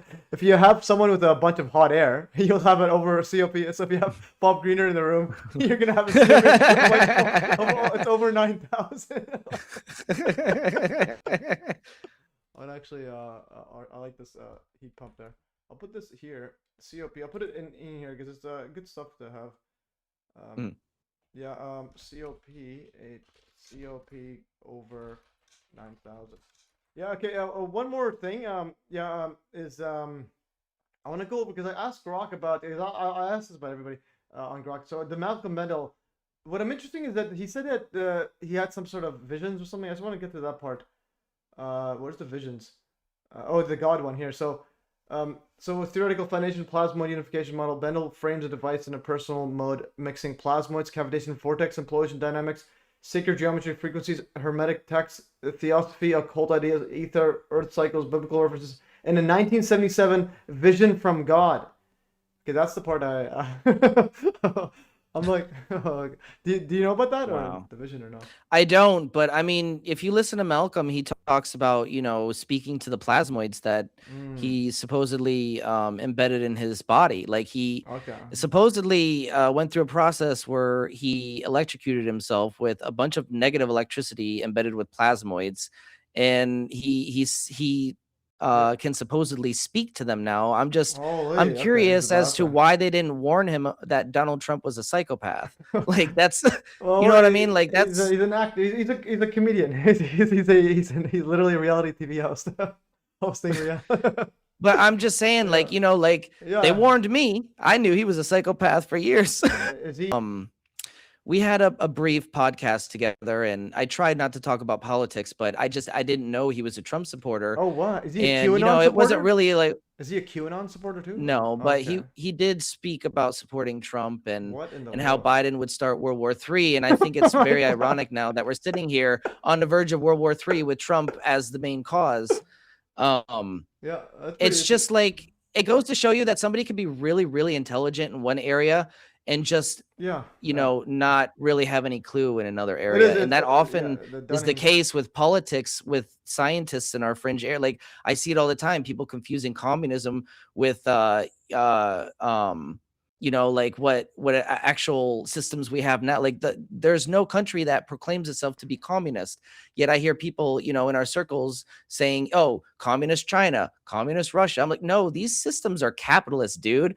They're socialist, but that's a mixed system. It includes private and public businesses. So it's more complicated than you would think, but I think they assume they know everything there is to know about the subject, so they don't want to learn anything more. And it's unfortunate because if I get even the inkling that I'm wrong about something, I try to look everything up, everything possible to know everything about the subject, to answer my questions thoroughly as I can, no matter the subject. You know, it's politics and economics are important, and people who find them too boring to look into properly, you know, like Ken Wheeler. Oh yeah, Ken Wheeler. Yeah, I remember. Yeah. Ken Wheeler, he does a great disservice to his audience by confusing, you know, like basic propaganda with, you know, or propaganda with basic Marxist principles. You know, he would go on his live stream and say, oh, California has a law that any rainwater you collect on, or you can't collect any rainwater on your property without paying a tax. And I'm like, dude, that's not, first of all, that's not private property. That's on industry, right? That's on, that's regarding businesses, not private property. Second of all, that's not a Marxist idea that rainwater should belong to everybody. He said that. He said it's a Marxist idea that rainwater belongs to everybody. That's not what Marxism is about. Marxism is a scientific study of capitalism's internal contradictions. And when Marx said private property, he didn't mean your personal property. Personal property is what we think of when, with Marx thinks of when we say private property, right? Your personal house is what Marx considered personal property. Private property to Marx was anything that could be used for the means of production. That's capital, that's industry. So when you say that you can't collect rainwater on private property, to Marx, that's anything that can produce from capital, not your personal house, your toothbrush, or anything like that. So it's a conflation of the basics of Marxism, right? Marx was about analyzing a class system, right? And how it fights against each other and inevitably leads to its own demise. And he studied this in economic systems before capitalism. So it's a scientific study. Now, socialism is different. Socialism is an ideology. Marxism is not. Socialism is the ideologies that arrive from those theories that Marx had that say, hey, there's a problem here. Marx never said, here's the solution. But other people came along, interpreted his scientific work and said, oh, here's a solution this is a form of socialism. This is a different form of socialism. So it's a very big disservice to your community when you're confusing these basic ideas, because his scientific analysis is the only thing that can really describe what's happening in our economic system right now, why we are seeing so much contradiction, so much wealth is being generated, but people are struggling so much. And not just in America, around the world, we're seeing the US dollar collapse. We're seeing, other countries struggle where they were thriving for years. It's not an isolated incident. It's the system succumbing to its internal contradictions. And sorry to go off on this tangent, but it's important not to confuse these ideas because, people fearmonger Marx's ideas.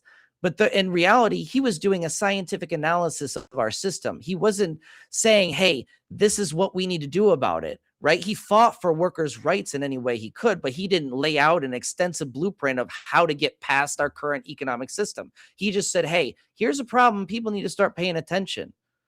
Yeah, that's a nice mic drop. Yeah. I actually learned a lot from I saw your videos here. This one here on you posted on FreeSpeak. Actually, your best video is $3.42, mate. That's pretty good. The one on how capitalism suppresses free energy. Right. Yeah, that goes. Yeah, if anybody's interested in that goes over, Ken Wheeler and his logical fallacies, and it is really dangerous because these people are really smart in one area, but they really do a disservice when speaking on areas they just know little about. Like the Dunning-Kruger effect. Okay. Right. Exactly. But another thing I want to just show, because before we end, Tammy said that Malcolm Bendel No, it's just something that he mentioned. He talked about Bob Greener and said that, let me see where it was. I gotta find where I copied it. I'm gonna just paste it here. I copied her comment. I can't find where it is. Paste it right here. It says this. She said Bendel called Greener out several times, and it says I broached Greener on a live. He and his gang laughed it off. Okay, so apparently Bendel. Oh, so Bendel even called him. You know, I do recall now that you read that I think there was some kind of beef between them or some kind of conflict when they were presenting the Thunderstorm generator together at some point. So I don't know if this is the same incident or a different one, but they did have some friction. Yeah, that's interesting. Yeah, just because yeah. I think what I recall, Greenier would challenge Malcolm on things, and honestly, looking back, he could have been challenging things that he didn't really fully understand, and Malcolm was probably looking at him like, "What are you talking about, bro?" It's like, yeah, where is this? Where's your pet plasmoid at? He always has plasmoids for everything. It's pretty. He's got it on a little string flying like a bee. Oh, yeah, man. just showing up. Okay, now I'm gonna show this last video, and I'm gonna have to head out. I haven't even eaten. Yes. Well, this is yeah, the I gotta Randy head Powell. out too, but yeah, it's Randy Powell one. This is the same one. The one that's spinning it. I think it's the first one I've seen before. This is Jack. Yes, I wanted to this is follow the up first and one. show you how isolated this So this is Jack Scholes. Jack Scholes doing this. thing really Yeah, is. Jack So Scholes. the power here's. Let's connect the power up for the little neo ball spinner to get the I've thing actually going. not heard his Okay, so there. Voice? Or what? Yeah, so I've only seen the one without him talking. So this is interesting. Yeah, because Okay. I will try to get. I will want to find the original. I never want to just. It's like that's why in like any documentary thing or make a compilation, I always put the link to the original because like I don't like seeing a documentary for personal. It's good, but for like sharing to somebody, I don't want to share like a 3-hour video. I got to clip which one. Well, and it's like here's. I'm interested in hearing what he says. Yeah, let's go from the beginning and let's play the whole thing. Well, hi, this is Jack. I wanted to follow up and show you how isolated this thing really is. So the power here's. Let's connect the power up for the little neo ball spinner to get the thing going. Okay, so there it goes. There's the neon flashes sometimes, and there's the power light. And so okay, so now I can show you disconnect the power altogether. Yeah, disconnected the power. Now I'm going to pick up the cup. Picking up the cup, and it seems to still have an effect. Yeah, that's some insane. distance away from the unit. Here we're about 5 or 6 or 7 feet away. It's still spinning around. We're probably about 10 feet from the rodent coil now, and the magnet's still going, so Wow. still rotating, and there's no power to the unit whatsoever. Yeah, but how much of that is just from its own inertia? That's what I'm trying to say. Oh, if it's just from its own inertia, it would stop instantly. Like it would only spin like it would only spin a few times and then it'll slow down. I've experienced that when pulling it out of my coil. Once it gets outside of its once it gets out of its influence, it just stops. It's insane. Really? It's like a point where it just kind of like fights itself almost like that boundary. This guy's still going. Oh, he says power off now? How, Yeah, that's power off. how do you know when the power's off? This is the whole time it's power off? I'm pretty sure, yeah. Okay, yeah, see how it Finally dies. died down. Okay. Wait, I want to see what And he then it said. just dies. When did he say power off? Wait. Neo ball. He said it at the beginning when he had the cup inside the Perhaps coil. Okay, I'm gonna do this whole thing. I want to see the text as well. So. Oh, hi, this But is you Jack. have I to wanted put to follow up and You have to put the sphere inside the coil to start it, I imagine, to synchronize it fully with the pulse, and then you could probably pull it out. Okay, so here is power is here. No, but he's connecting the power. No, he says power's off later, not now.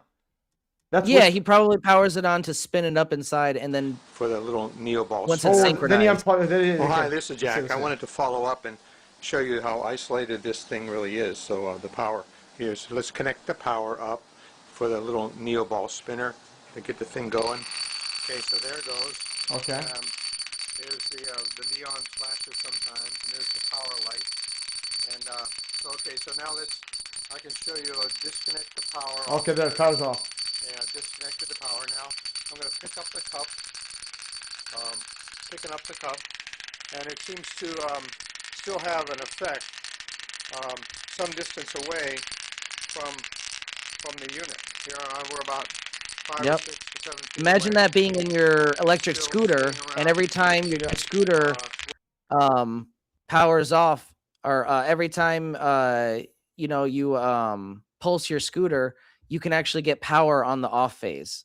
So it's off and it's still spinning your rotary to spin your tire, saving energy. So imagine that. Like, you can create a really efficient system that way.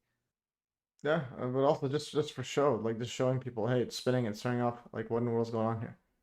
Right. Like, I just demonstrated. Like, this is okay. Well, it's simply an effect you won't see anywhere else. That's the thing. And that's something I'll do. That's another part. If you ever have time, let me know and I'll send you some money and you can send me a rodent coil or a Ben coil.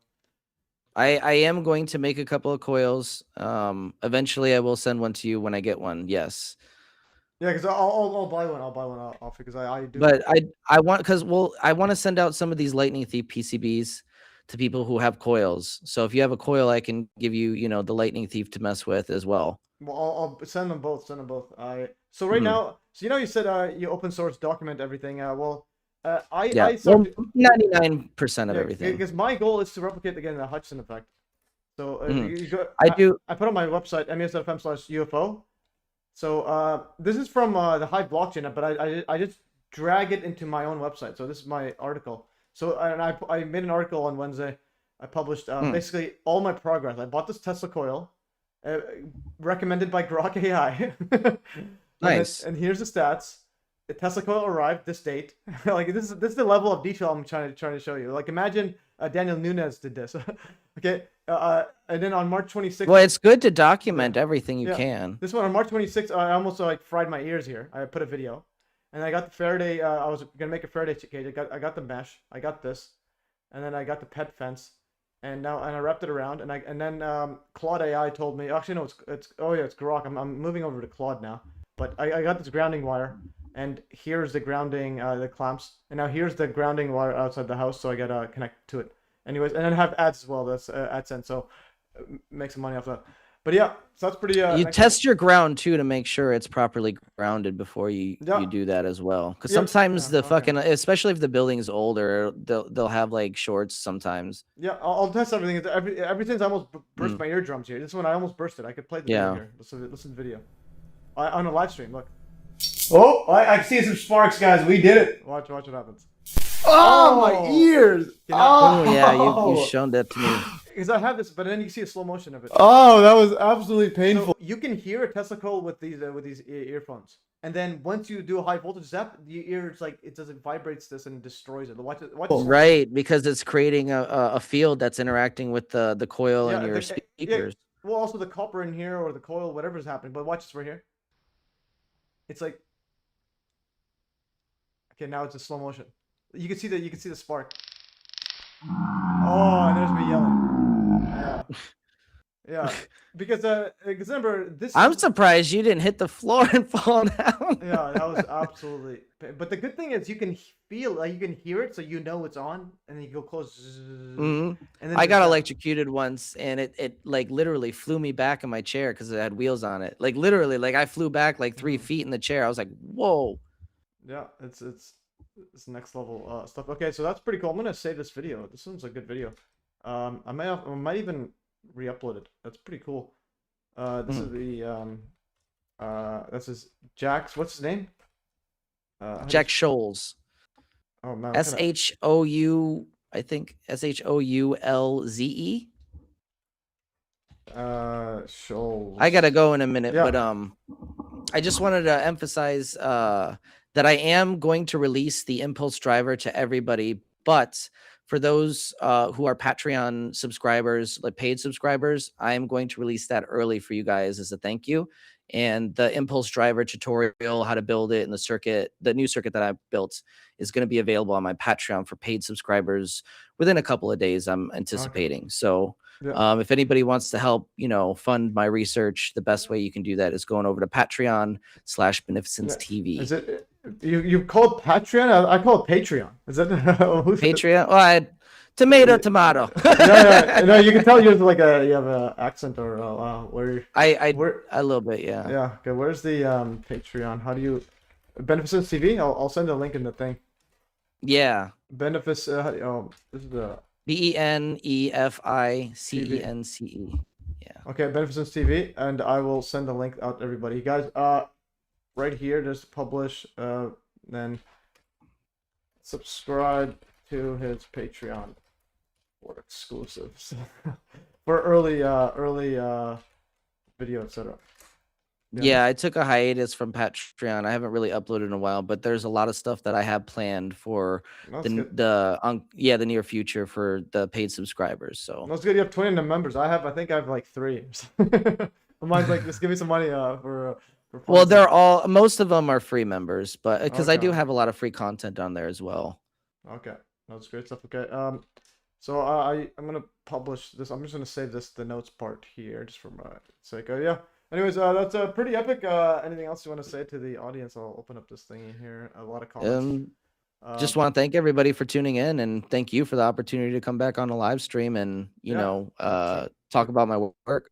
Yeah, and if you can replicate that distance thingy, then tell me how to do it, and that'll be quite. Oh, we're going to try. Like I've been really itching to try to solve that problem for basically this entire 2 years that I've been working with these systems. So it's one of the things that's top of my priority. So I will, and it's not like when I do these experiments, most of the time I'm doing them live stream.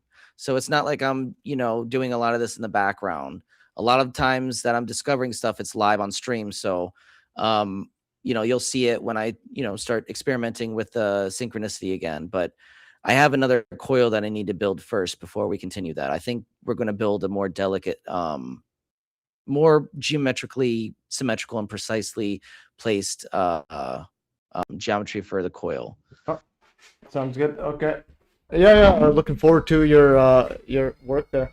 And so for the 9/11 live stream again, you're welcome. But for that one again, I'm warning you. Dr. Judy Wood needs to be like up to speed on her work because I don't want to deal with like similar when Nancy was cursing me. I have to. Listen, I've watched every presentation Dr. Judy Wood has given, and that's available online. Everyone in full. Of course, I'm gonna read up on it again before the live stream, but I was obsessed with her work for a long time.